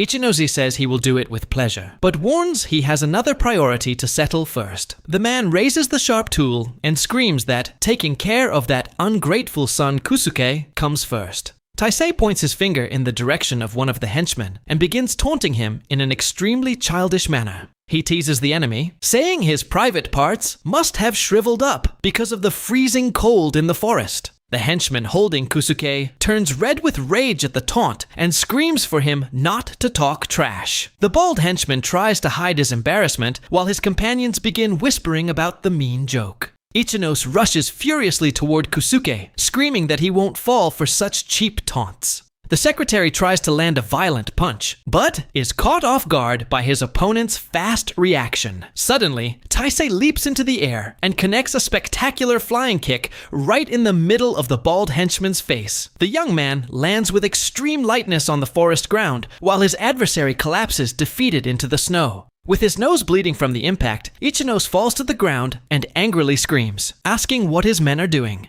The secretary orders everyone to charge together to finish off Taisei once and for all, but the youth just laughs. Taisei looks back and humorously advises Kusuke to head into the shack to warm up from the cold. The humiliated henchman rushes furiously toward Taisei, who simply turns around laughing and calls him by the nickname again. Taisei lands another precise kick and sarcastically remarks that things get tough in this freezing weather. The man cries in pain as he receives the devastating blow, completely unable to muster any defensive reaction. He lets out a desperate scream of pure agony, while the other henchmen watch the scene totally terrified. In the background, Kusuke is grabbed by another henchman from behind, but reacts immediately, calling the man a bastard. Without hesitation, Kusuke bites the enemy's neck hard, making the man scream in pain from the unexpected attack. Taisei is bewildered by the bizarre scene of Kusuke biting the guy and asks if his friend turned into a dog by any chance. The possessed youth counters the defeated henchman, stating he had already predicted every single one of his predictable moves. Another opponent tries to sneak up stealthily, but ends up caught off guard by the nimble youth. The henchman lets out a desperate scream as he is violently tossed down the slope in the middle of the snow. Another man runs in Taisei's direction, screaming with all his rage in an attempt to land a hit.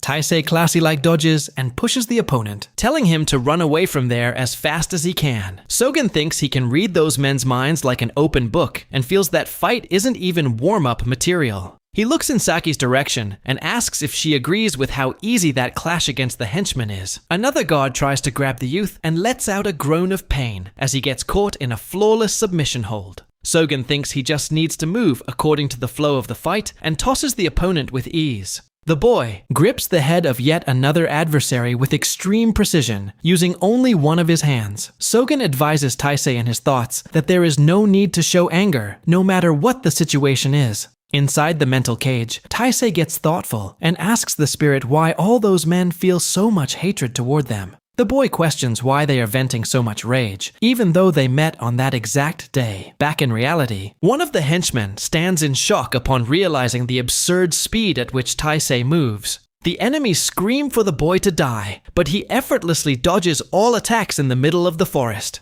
The men in suits let out exclamations of shock as they watch the youth run past like a blur between them. Taisei makes two henchmen collide head-on with each other, dropping unconscious on the spot. The young man nimbly runs across the roof of one of the black vans parked at the location. The camera focuses on his bare foot, stepping firmly onto the luxury vehicle's bodywork. Ichinosu screams in desperation, ordering his men to capture the boy, horrified by the number of defeated henchmen. The secretary curses Taisei as a rat and asks how long he will keep fooling around before fighting for real. The youth stops on the vehicle roof, glares coldly at the secretary, and repeats the word fooling around. Taisei strikes a classic martial arts pose, balancing perfectly on just one leg. With just a subtle movement of his foot, he dents the iron roof of the van with crushing power. He stares down at Ichinose with glowing eyes and asks in a scary tone if that really looks like a joke. Back in spiritual space, Sogen answers Taisei's previous question, directly stating that it is fear. The spirit explains that those men only scream and act so violently out of pure panic. Sogen compares the villains to beasts howling to hide their own terror, then asks what Taisei feels. Old Sogen reminds the silver-haired boy that he has already lost absolutely everything once in his life. The spirit shows a memory from when Taisei was on a hospital gurney, fully bandaged and covered in blood. He asks the young man what someone who has already experienced their own passing would have to fear in this world. The two stare at each other in silence inside the mind's infinite space, sealing an even stronger connection between them. In the real world, Taisei leaps off the vehicle roof full force and buries a henchman's face straight into the snow. One of the accomplices watching it all close up panics completely upon realizing the boy's power level. The possessed youth crushes the henchman's head against the frozen ground with extreme ease, leaving the man unconscious. Kusuke, completely consumed by rage and covered in blood, raises his arms, preparing a violent strike. He lets out a deafening roar of pure anger, telling the damn second to die, once and for all. Saki watches MC's loss of control with wide eyes, extremely worried about that situation. Taisei's stepmother is completely horrified upon hearing the boy's furious roar echoing through the area. The remaining henchmen also panic completely as they witness the murderous rage emanating from Kusuke. Realizing the danger of the young man losing control, Taisei screams frantically, telling Kusuke to stop immediately. However, Kaosuke keeps his teeth gritted in pure hatred, completely blinded by his lust for revenge. He roars again with all his strength, wishing death upon that piece of trash secretary. Saki remains watching the scene completely frozen, not knowing what to do to calm her friend down. The woman trembles in fear as the bloody young man roars toward his target with extreme aggressiveness. The remaining henchmen continue in total panic, fearing the worst before Kusuke's fatal attack. Realizing the severity of the situation, Taisei screams with all his strength, telling Kusuke to stop immediately. However, the young man remains blinded by hatred with gritted teeth, unable to listen to any advice. Taisei screams authoritatively again, enforcing the order for his friend to stop that madness right then. While the two argue, Saki looks away and notices a water hose lying nearby. The girl runs over quickly, grabs the hose firmly, and turns the faucet all the way on. Suddenly, Kusuke is hit head-on by a powerful jet of freezing cold water, letting out a startled groan. The young man begins screaming in desperation because of the freezing water, while Saki stays focused without showing any emotion. She keeps pointing the hose in his direction and firmly yells for both of them to stop all that fighting right now. Completely soaked and shivering from the cold, Kusuke finally gives in and begs the girl to stop spraying water on him. Kusuke falls onto the frozen ground, soaked by the water, only letting out a weak groan of pain and fatigue. Suddenly, a hand firmly grips the hose Saki was using, and a voice tells the girl to stop immediately. Taisei appears right behind the girl with glasses and calmly mentions that was enough to cool his friend down. The three stand outside the shack while Kusuke tries to recover from the ice bath in the middle of the snow. Taisei approaches his friend, who is lying on the ground, shivering from the cold, and asks out of concern if he can stand up. Kusuke extends his trembling hand toward Taisei and weakly mutters, calling him old man. The silver-haired youth supports his friend on his shoulders and warns that the priority now is taking him inside to warm up. Taisei reflects in his thoughts that, although the spirit said he didn't need to unleash his rage,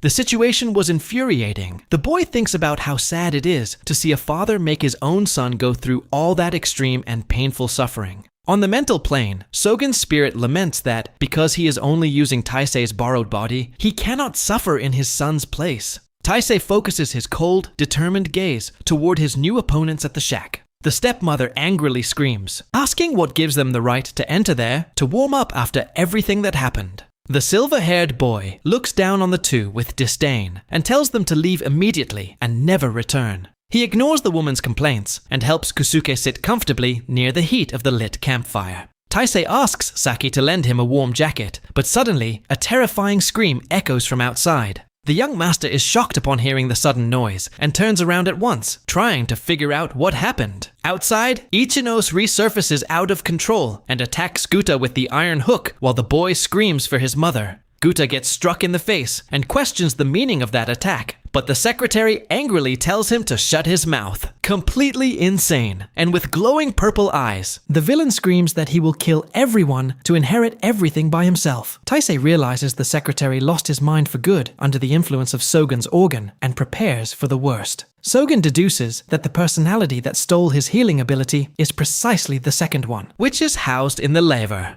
Ichinosa stares at his opponent with glowing purple eyes and a face completely consumed by madness. The villain says he should have finished off the group at once before wasting time with the rest of that useless trash. He looks at Taisei with a sadistic smile and asks if the seventh knows very well who that fragile body belongs to. Taisei responds with complete calm and coldness, stating that he is fully aware and doesn't need advice from him. The secretary asks if he plans to kill that body, claiming he finally found the perfect graveyard for its creator. The silver-haired youth scoffs at the taunt and fires back, saying that location will actually be Ichinos's tomb. With broken teeth and a macabre laugh, the villain asks if the seventh really thinks he can kill him using that weak body. He mocks him even further, asking if old Sogen regrets the terrible things he ended up forcing his own son to do. Taisei narrows his blue eyes and calls his opponent a sly bastard, asking if his personality took root in his tongue. Sogen warns Taisei in his mind that that fight against an enemy with regenerative abilities will be extremely tough.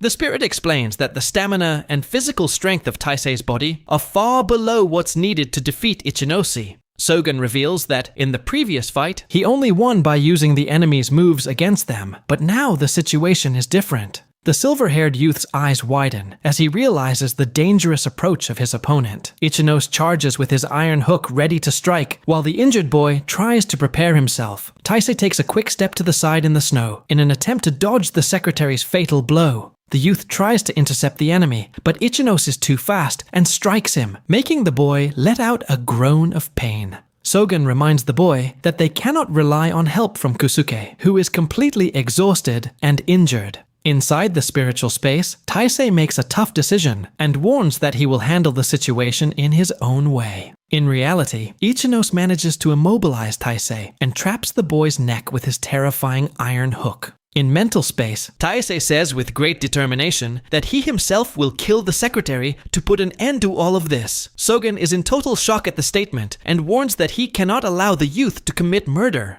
The boy counters seriously, asking if Sogen prefers to watch his own son carry the burden of committing that crime. The ghost of the old master is left completely speechless before Taisei's harsh and realistic words. Taisei recalls that Sogen was the only one who held his hand when Hisashi was on the brink of passing away on a hospital gurney. Back in the real world, the youth stares fixedly at the hook's sharp blade that is about to take his life. He thinks with deep conviction that he needs to protect everyone around him at that dangerous moment. The boy looks in Kusuke's direction, who remains lying down vulnerably inside the wooden shack. He also thinks about his stepmother and Guta, who remain huddled and crying in terror outside. Taisei concludes that Ichinos went mad and will kill everyone if he isn't stopped, so he grabs a piece of burning wood. With all his remaining strength, the youth wields the flaming branch he snatched straight from the shack's campfire. The boy's eyes glow with murderous determination as he prepares to land the final attack. He screams with all his rage against the secretary, declaring that that monster is no longer the man he once knew. Taisei drives the burning wood straight into Ichinos' mouth, making him let out a muffled groan of extreme agony. The villain's purple eyes widen in absolute shock as he feels the fire burning his throat without mercy. With a brutal shove, the boy pushes the red-hot wood all the way through the back of the treacherous secretary's neck.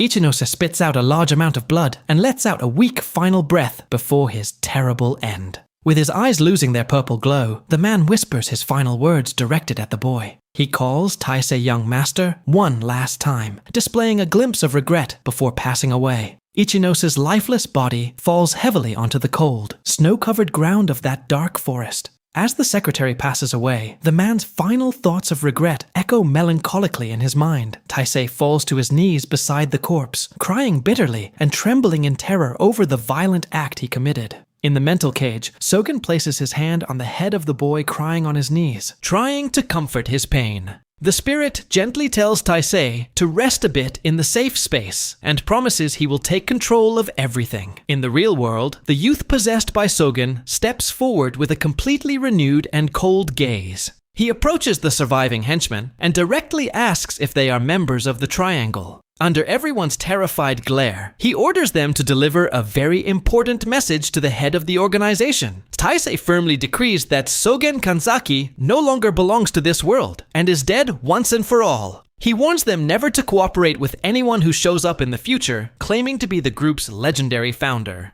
The men dressed in suits observe the boy in absolute silence, completely dominated by fear and respect. Taisei turns in the direction of the injured driver on the ground and calls out to him authoritatively. The young master orders the man to stand up immediately because he needs him to drive the van for them. He also orders the henchman to give him some clean clothes to wear, leaving the driver confused and scared. Hours later, a black car travels down the road at night while the radio broadcasts news about the governor of Tokyo. The reporter details the press conference regarding the goals of the new municipal administration taking place in the morning. A hand extends a finger and turns off the vehicle's radio with a quick click, interrupting the news broadcast. Taisei, now wearing a Hawaiian shirt, sarcastically asks if a henchman like him usually listens to the news. The driver nervously replies that he only turned on the radio because he got bored while waiting in the mountains earlier. The boy stares at him with a scary blue gaze and asks if he was just patiently waiting for them to pass away.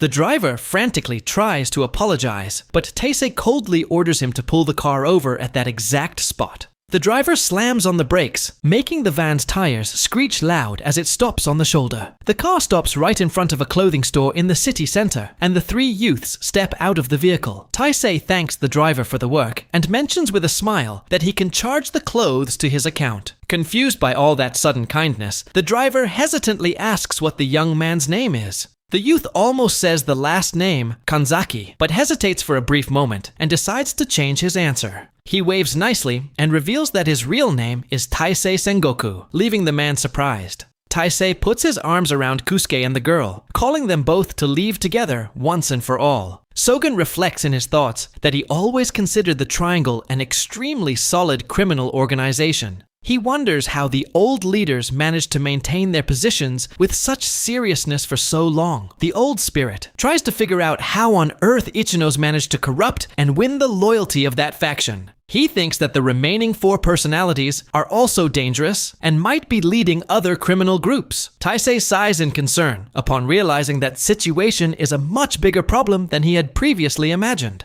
The youth considers the idea of trying to arrange a meeting directly with the big boss of the Triangle to negotiate. The scene shifts to the facade of an old, weather-worn residential building in the middle of the night. Saki uses the fingerprint scanner at the entrance of the residential building to unlock access for everyone. The girl opens the door and proudly asks Kusuke and Taisei if they found the security system impressive. She explains that that is the old home where Kusuke used to live and invites the boys to come into the apartment. Taisei looks around spooked and asks if the apartment was robbed, since the mess is much worse than before. Kusuke explains that he lived there himself over the past few months, and Taisei finally understands the reason for such messiness. Taisei remarks that his father's other personalities had no interest in Kusuke's childhood memories. He concludes with a smile that, because of that, all past events were planned exclusively by Sogen himself. In the spiritual realm, Taisei lies on the floor and remains in absolute silence, deep in thought about everything he discovered.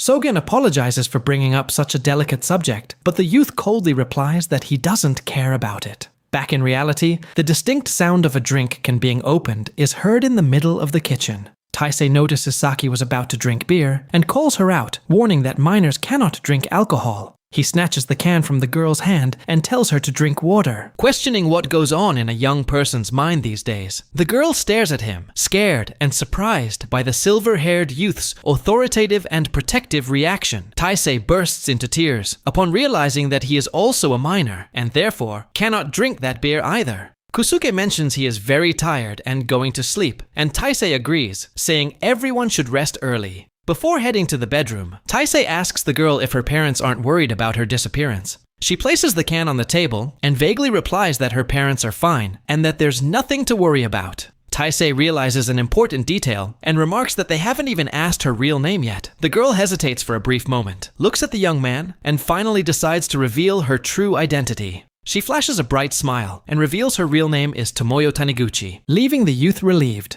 Taisei affectionately repeats her name and calls her Little Tomoyo, making the girl comically question the nickname. Either way, the youth says everyone needs to rest soon, as they have school commitments the next day. Atop a modern building, a red light blinks while a henchman reports the news the student shared. The henchman relates that the boy spread word that Sogen Kanzaki died and that no one should help whoever pretended to be the former leader. He admits to his superior that the situation is quite strange and that the boy seemed very mysterious. The man in the suit continues reporting that that youth definitely didn't act like a simple regular high school student. He adds, saying the boy's movements were very fluid, making it almost impossible to manage to capture him. The big boss of the organization listens to the report in silence and mockingly repeats the phrase that Sogen is no longer alive. The henchman stammers out of nervousness and confirms that was exactly the information the silver-haired youth spread. The mysterious boss gives a dark side smirk and states that story told by the boy is impossible. The man turns in the shadows with glowing blue eyes and reveals that he himself is the real Sogen Kanzaki.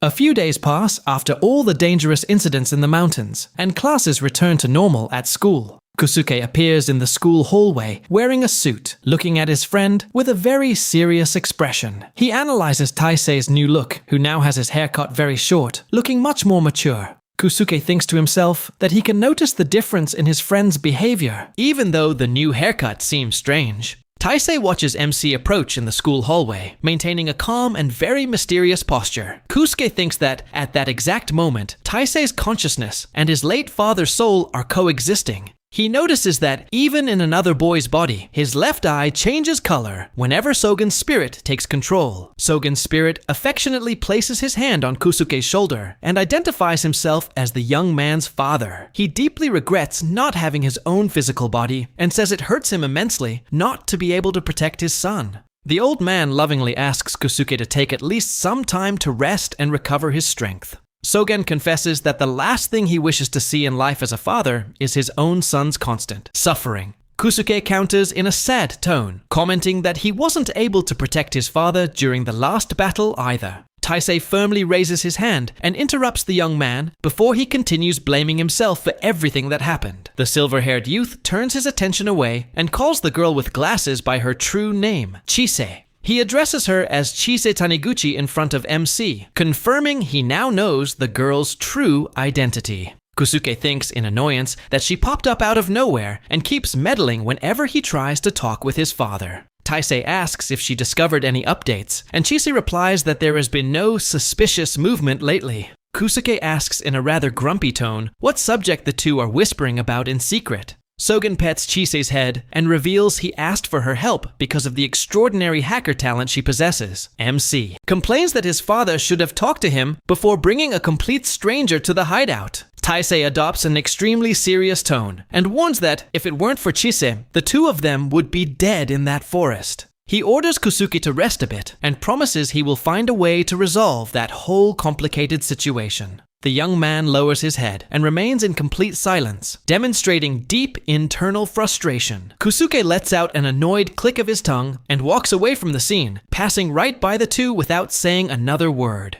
Sogen lets out a tired sigh over his son's rebellious behavior and remarks how unstable the boy has been lately. MC walks towards the apartment exit, thinking he can no longer just stand by and watch without acting. The sun begins to set on the horizon, painting the city sky with a orange and melancholic late afternoon hue. Walking through the streets, Sogen's projection accompanies Taisei and asks if the youth is really going back home now. Taisei simply replies that he just needs to stop by his residence quickly to retrieve his phone. The boy focuses his determined gaze on the path ahead, aware of the dangers awaiting him at his house. Upon approaching the area, Taisei spots two men in suits and hats waiting beside a luxury black vehicle. The mysterious man in a hat spots the boy and asks in a demanding tone where he's been all this time. The man steps closer and calls the silver-haired youth by the name Taisei with intimidating authority. Taisei walks right past the man and comments in a very sarcastic manner that he's a bit late to act like a father. The boy mocks his biological father's presence and asks if he decided to show up just to play the protector now. The man ignores his son's mockery and reveals in a serious tone that Secretary Ichinose vanished without a trace. Taisei's father continues explaining that the secretary has been officially missing since the incident in the forest. He directly asks if his son knows anything or has any involvement with the secretary's disappearance. Taisei stops walking for a moment and answers in an extremely short and dry manner that, yes, he knows. The boy coldly confesses that he was the one who ended Secretary Ichinose, leaving the men in total shock. The boy's father and his bodyguard widen their eyes in horror at the brutal revelation made by the youth.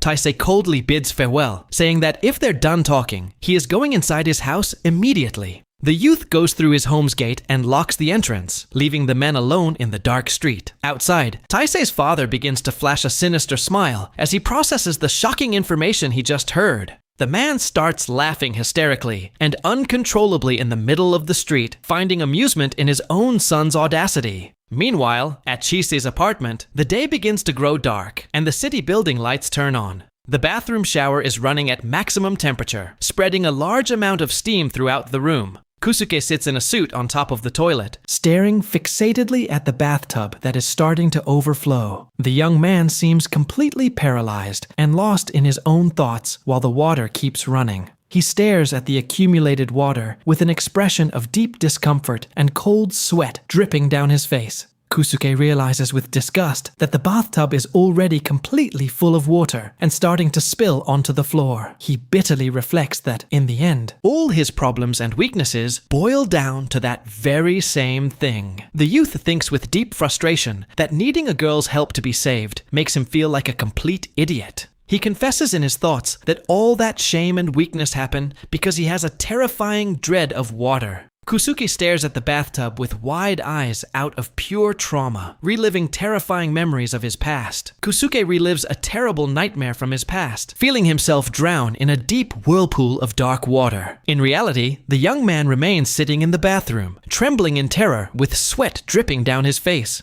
In his painful memory, young Kusuke as a child appears slowly sinking into a blue pool. The boy struggles desperately under the water, his eyes wide in pure panic and lack of air. Back in the bathroom, MC extends his trembling hand toward the running water from the faucet. He falls to his knees on the wet bathroom floor, unable to contain the physical terror the water causes him. Kusuke rests his hand on the edge of the full tub and calls out for his older brother in a choked voice. In his memory, he recalls screaming desperately for his brother by the edge of a pool under his father's gaze. The young man's face remains contorted in pure panic as he relives the most traumatic moments of his life. The memory of when he was a child, drowning amidst cold water bubbles, returns to torment his mind. Little, Kusuke sinks deeper and deeper into the blue vastness of that deep and terrifying pool. MC lets out faint groans of pain while trying to fight off the panic paralyzing his body. He remains fallen on the cold floor, completely overwhelmed by the terrible memories starting to resurface. Kusuke focuses his gaze on the overflowing bathtub, while his heart races out of control. In his childhood memory, he remembers crying out for help from his beloved older brother in the pool. The memory shows Sogen's sturdy, tattoo-marked hand holding a heavy porcelain teapot.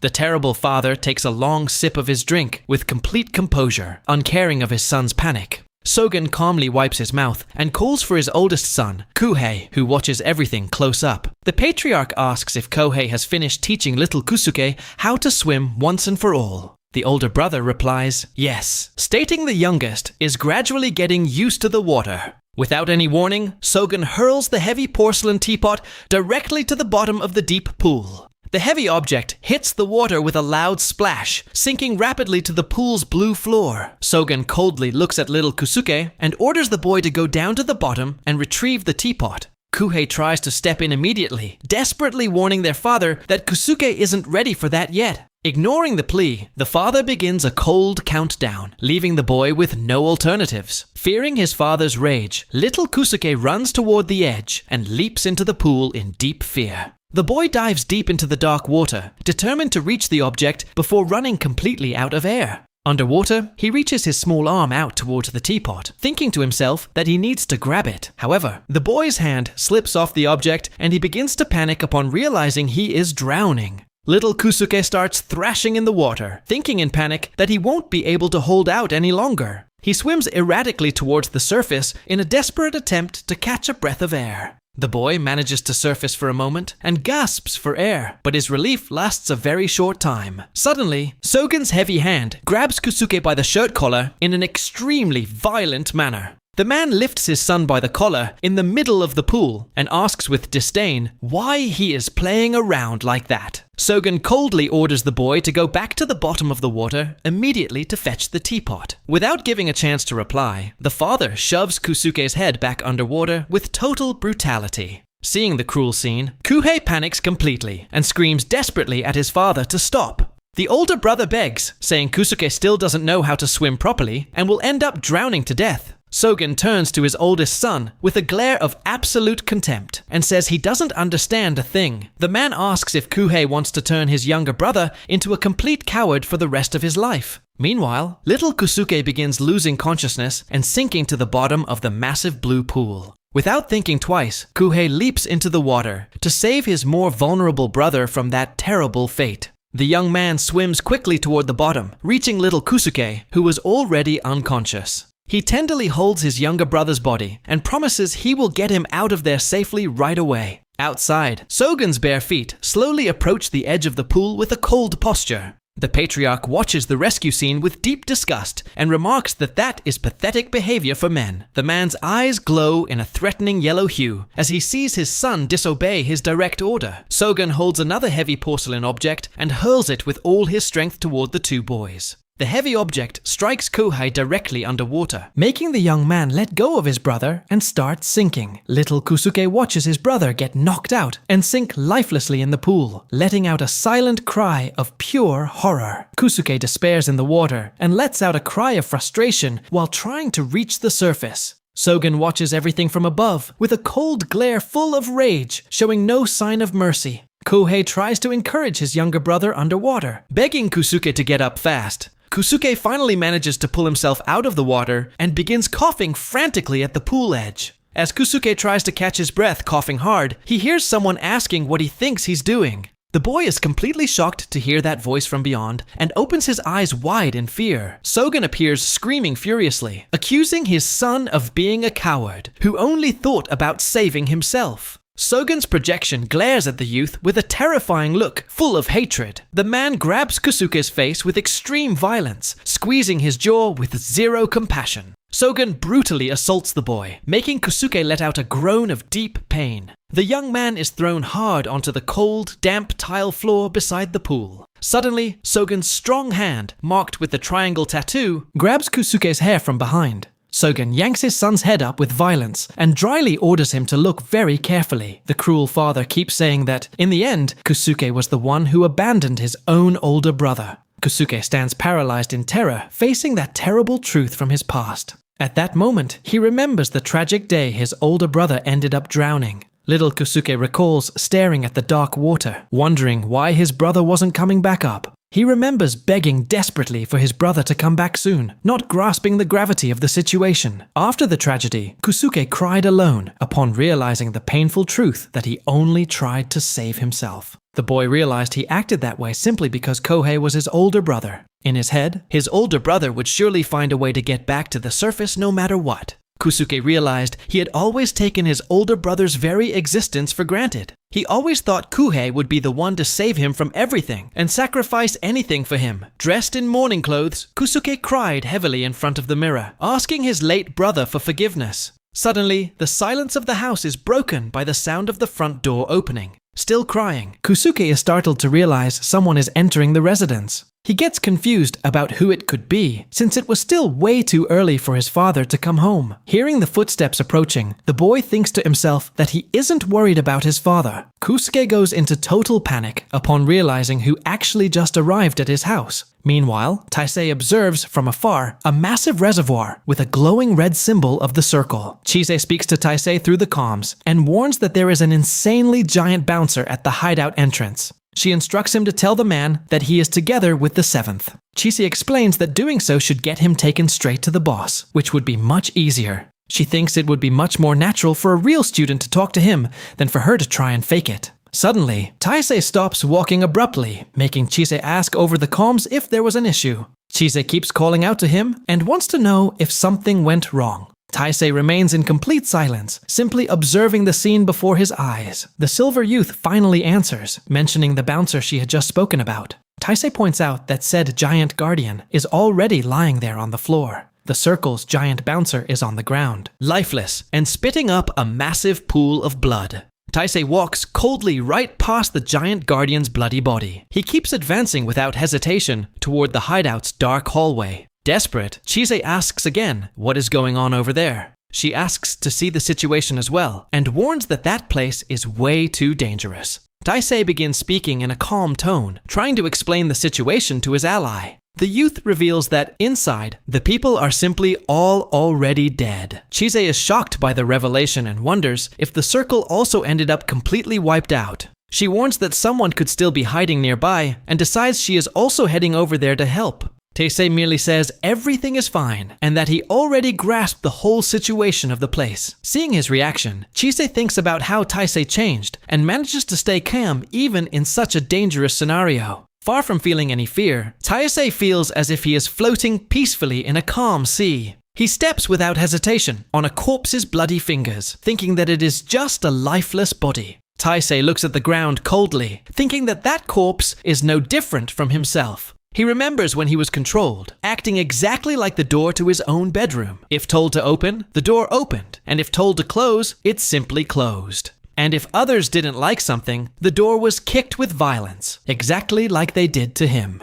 In the boy's mental cage, Sogen's imposing spiritual projection emerges walking calmly. Sogen simply observes the youth in silence with his glowing blue eye through his hood. Taisei continues climbing the dark steps, reflecting that even an insignificant door has its function. The youth recalls that he never had the freedom to open the doors of his own life in the past. He also never had the power to close them on his own, always being guided by others. Stepping in the blood, trickling down the stairs, he asks himself if his current self is really real. Taisei stays reflective in the middle of the dark, not knowing if he is the owner of his own actions or not. He directs his thoughts to the entity in his mind and asks if he is the seventh. The boy, who couldn't pass away even when he wished to, asks himself again who he really is. He stops before a large double door, determined to move forward on his own from now on. As he holds the doorknob, Taisei warns Sogen that he wants to open the door and that he should only show up when necessary. Meanwhile, at the Kanzaki residence, Kusuke stands completely shocked seeing who entered there. The young man indignantly asks Chise how she managed to get into his house like that. Chise casually reveals she grabbed a spare key from the seventh, leaving Kusuke quite confused. Kusuke gets annoyed and demands that she not speak that name so casually around him. The girl counters, asking what she should call him then, suggesting names like Taisei or even Dad. With gritted teeth in rage, the young man lets out a groan of pure frustration at her audacity. Losing patience, Kosuke quickly advances and grabs the collar of Chise's jacket with great force. He shouts angrily for her to stop messing with them and demands to know what her true objective is. Chise simply lets out a sarcastic laugh and remarks that he really is a very foolish person. She says she's disappointed in him holding a woman by the collar, right after she patched up his relationship with his father. Chise questions if he plans to stay locked in there without knowing that a severe danger is approaching his own father. Startled by the warning, Kusuke lets go of the girl and focuses his attention on the cell phone she extends toward him. Chise displays the device's screen and reveals that his father is in a terrible place like that right now. Kusuke slowly steps back, letting his arms drop while trying to process what he just saw. Chise turns around, saying that starting today, she will stop being his fan, as that situation lost all its charm. Without wasting time, the girl opens the front door to leave the apartment. She leaves quickly and slams the door hard, leaving the young man alone with his thoughts. Kusuke remains frozen in the same spot, drenched in sweat and in shock over the revelations. Despair takes over his mind, and he immediately thinks of his father. He runs frantically down the building hallway, yelling for Chise to wait a minute. Back at the hideout, Taisei keeps going up the dark staircase that is stained with blood. Upon reaching the top, the silver youth's eyes widen in complete shock at what he sees. He opens one of the doors of the place and comes across a massive pile of stacked bodies. As soon as the door opens completely, a pile of bloody corpses tumbles onto the floor in front of him. Taisei stands totally paralyzed, staring at that terrifying pile of dead men in horror. The boy breaks into a cold sweat, facing that extremely violent and terrifying scene. Multiple bodies of men in suits lie lifeless amidst deep pools of blood across the floor. Taisei feels his stomach turn from the strong stench and lets out a groan of pure disgust. He brings his hand to his mouth, trying to hold back the throw-up, but the nausea is too strong to control. The young man can't hold it in and starts throwing up right there on the floor, surrounded by those corpses. Taisei keeps coughing and feeling very sick when suddenly he feels a hand gently touch his shoulder. Sogen appears right behind him and mockingly asks if the time has finally come for Taisei to need him. The man's spirit smiles in a terrifying manner, revealing his blue eye glowing in the darkness. Sogen senses a strange presence and looks surprised in the direction of the hideout's door. He realizes that the spiritual projection of his own third organ is standing right behind the circle's boss. The circle's leader is trembling and drooling, revealing himself as one of Sogen's transplant recipients. The third spirit's powerful soul stands imposing right behind the blonde man's body. The blonde boss keeps grinding his teeth in hatred, with veins popping on his face out of rage. The third spiritual projection steps forward, revealing his full presence to the seventh.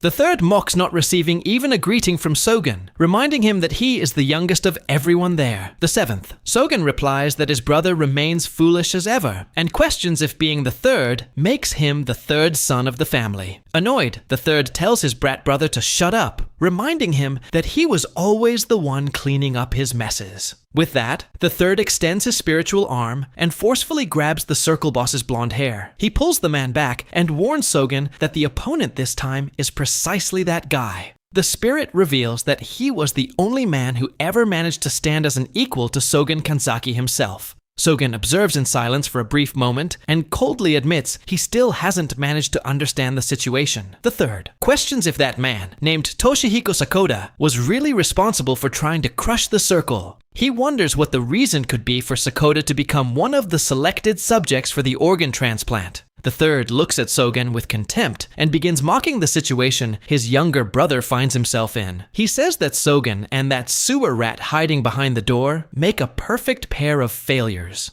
Possessed by the third soul, Sakoda aggressively charges in the direction of his opponent. With glowing blue eyes, the possessed man approaches and threateningly asks if he could win. The opponent stares at him fixedly and directly challenges him, asking if the seventh would really be capable of defeating him. Meanwhile, Taisei remains fallen on his knees on the damp floor, coughing heavily after the physical sickness. Inside his mind, Sogen calls out to him and reminds him that the boy had asked who he really was. The entity states to the youth that, in the end, he is simply Taisei Sengoku and no one else. Sogen keeps comforting the young man, saying there is no reason for him to feel confused about himself. Taisei stands up, determined, and says he will do his best so that he can finally become worthy of being himself. The boy readies himself to fight and proposes that they open that door together from now on. With a firm posture, the youth rushes forward, full force to initiate the decisive clash. Outside, Kusuke runs relentlessly through the dark streets, completely out of breath and exhausted. He looks at his cell phone, annoyed with Chisei, wondering if that really is the correct address she gave him. Suddenly, the young man stops abruptly upon spotting the place and opens his eyes wide as he notices something strange. Kusuke observes the dark building from afar and begins hearing sounds of destruction coming from inside. Inside the hideout, Taisei executes a quick rush and leaps toward the circle's boss. Sakoda manages to block the attack using his forearm, his eyes glowing intensely blue. The blonde man is startled by the speed and momentum of the silver youth's surprise attack. Taisei masterfully dodges, moving quickly through the air to find an opening in his rival's defense. The boy focuses his attention on the third and tries to figure out what special ability he possesses. Sakoda throws a violent punch, screaming in rage, but Taisei manages to dodge the swing at the last second. Completely enraged at missing the attack, the opponent screams, calling the youth a bastard. Taisei analyzes the combat calmly and realizes that, above all, his rival's recovery rate is extremely fast. He wonders if that rapid healing is the organ's ability, or if it's just because of Sakoda's excellent physique. Unable to reach an exact conclusion, the silver youth mentally admits he still doesn't know the answer. Seeing the boy's hesitation, Sakoda lets out a mocking laugh and prepares to attack again. The man insults Taisei, calling him a sewer rat for just running and dodging like that. Taisei mentally counters that he can read his every move and thanks his opponent for wasting his energy. Sakoda totally loses control and furiously screams for the youth not to get so arrogant. The opponent roars monstrously and gathers all his physical strength for the next blow. He screams with hatred, promising that he will completely tear Taisei's body apart. Taisei realizes that his opponent is being guided solely and exclusively by his uncontrolled rage. He plans to provoke his rival enough to tire him out, while Sakoda keeps growling in anger. The silver youth nimbly dodges another attack, keeping his glowing eyes locked on his adversary. Sakoda leaps toward Taisei with clenched fists, ready to deliver another brutal strike. The blonde man makes a violent movement with his arm, creating a strong gust of wind against his rival. Taisei is pushed back by the strike's force and lets out a groan of pain while trying to stand firm on the spot. The silver youth recovers quickly from the impact and focuses his attention on his opponent's counterattack. Sakota lets out a wild roar and thrusts his right fist with all his strength in Taisei's direction. The formidable impact of the punch generates a blue shockwave that spreads across the entire rooftop of the place. Taisei is launched far away and slides across the concrete floor, letting out a cry of frustration at the disadvantage. He realizes Sakota's critical state and notes that his adversary is letting his own rage run loose. Completely beside himself, Sakota screams insanely that he will make the silver youth taste a true living hell. Suddenly, a strong hand appears to grab Sakota's arm and interrupt his advance at the last second. Kusuke appears by surprise in the middle of combat and mocks the empty threats made by the possessed man. Seeing his friend appear unexpectedly to save him, Taisei screams Kusuke's name in deep surprise. Kusuke firmly grips his opponent's coat and prepares to use his combat techniques. The boy furiously screams for that muscular idiot to get the hell out of there once and for all. With impressive strength, Kusuke hurls his massive rival's body far away with total ease. The dark-haired boy gets into a fighting stance with an extremely furious look on his face. He maintains control over his adversary and continues applying his martial techniques to contain the dangerous rival. Kusuke repeats his warning and tells the muscular man to get out of there as fast as possible. He completes the throw movement and violently slams his opponent against the rooftop structures. Kusuke takes a deep breath and stabilizes himself, proving ready to keep facing that threat. Taisei tells Kusuke that he shouldn't go around throwing people onto the ground in that absurd way. Kusuke furiously counters, asking what else he should do, since knocking the rival down quickly is always better. Taisei explains that before being the third, he is Sakota, and asks his friend to have a little more control. Taisei is surprised that he is the third there, and questions how Kusuke found the place, since he was supposed to be resting. Kusuke replies in annoyance that he wasn't going to stay home doing nothing, especially knowing Taisei was already knocked out. The silver youth awkwardly stammers, trying to come up with a quick excuse to justify his knockout. Taisei clears his throat and says that getting hit and knocked down is part of any real fight between men. Kusuke warns that if he keeps acting as just a spectator in those dangerous fights, he'll end up dying one day. Kusuke sighs deeply, sadly admitting that he is already tired of all of it and just wanted to forget. He remembers his brother died because of him and his father, when suddenly Taisei desperately screams for him. Taisei shouts an urgent warning, alerting Kusuke that the dangerous enemy is already moving again. Kusuke reacts startled and quickly tries to locate the rival's whereabouts with his gaze. He realizes in panic that the opponent has completely vanished, despite being sure he had thrown him far away. The young man stays on high alert, searching for any sign of the enemy around him in the dark. He hears a strange noise coming from the nearby darkness and prepares for the worst. Inside the dark passageway, two glowing blue eyes emerge in the middle of total darkness in a threatening manner. Sakota reappears out of breath, coming out of the dark, cursing his young adversary in deep anger. The man says he should learn to greet people first, and promises to give the boy a painful lesson. He charges forward furiously, promising to give a very special greeting directly to young Kusuke's body. Sakota tries to land a fast strike, but Kusuke anticipates it and moves out of the punch's reach. Kusuke dodges his enemy's attack perfectly and manages to grab the rival's blonde hair from behind. Sakota is impressed and wonders if the boy was always lightning fast like that. Taking advantage of the opening in the enemy's defense, Kusuke clenches his fist to finish the counterattack. The boy lands a devastating punch right on Sakota's chest, unloading all his accumulated power. The opponent widens his eyes in complete shock and pain upon taking the direct hit full force. Sakota tries to speak while spitting up blood, unable to comprehend how the boy can be so strong. Kusuke seizes the moment and connects another violent hit that makes the rival spit up even more blood. With the power of the double impact, the massive opponent is launched onto his back hard against the rooftop floor. Kusuke angrily shouts, offensively calling his adversary a numbers freak. Taisei watches everything and realizes the rival can't keep up, as Kusuke is on another level of speed. Taisei mentally acknowledges that thanks to Kusuke's intervention, he could finally analyze the third objectively. Sogen calls Taisei's attention inside his subconscious to initiate a new conversation with the youth. In the mental cage, Sogen touches Taisei's shoulder and asks if his back is okay, since he took a direct hit. Taisei calmly replies that he is fine and isn't bleeding, but makes a point to correct a detail. The boy reveals to the spirit that actually it wasn't just one hit taken, but two, leaving Sogen surprised. Sogen clears his throat to change the subject and reminds him that the body that was once unified ended up divided. The man admits he has no idea what abilities each of his separated parts ended up inheriting. Sogen asks Taisei directly how the third seems to behave from his combat perspective. He recalls that the boy has already managed to defeat 2 of his other personalities up to that point of the clash. The spirit says he really wants to hear Taisei's honest opinion to better understand the enemy's behavior. Taisei stares at Sogen's massive projection in his mind in silence for a brief moment before answering.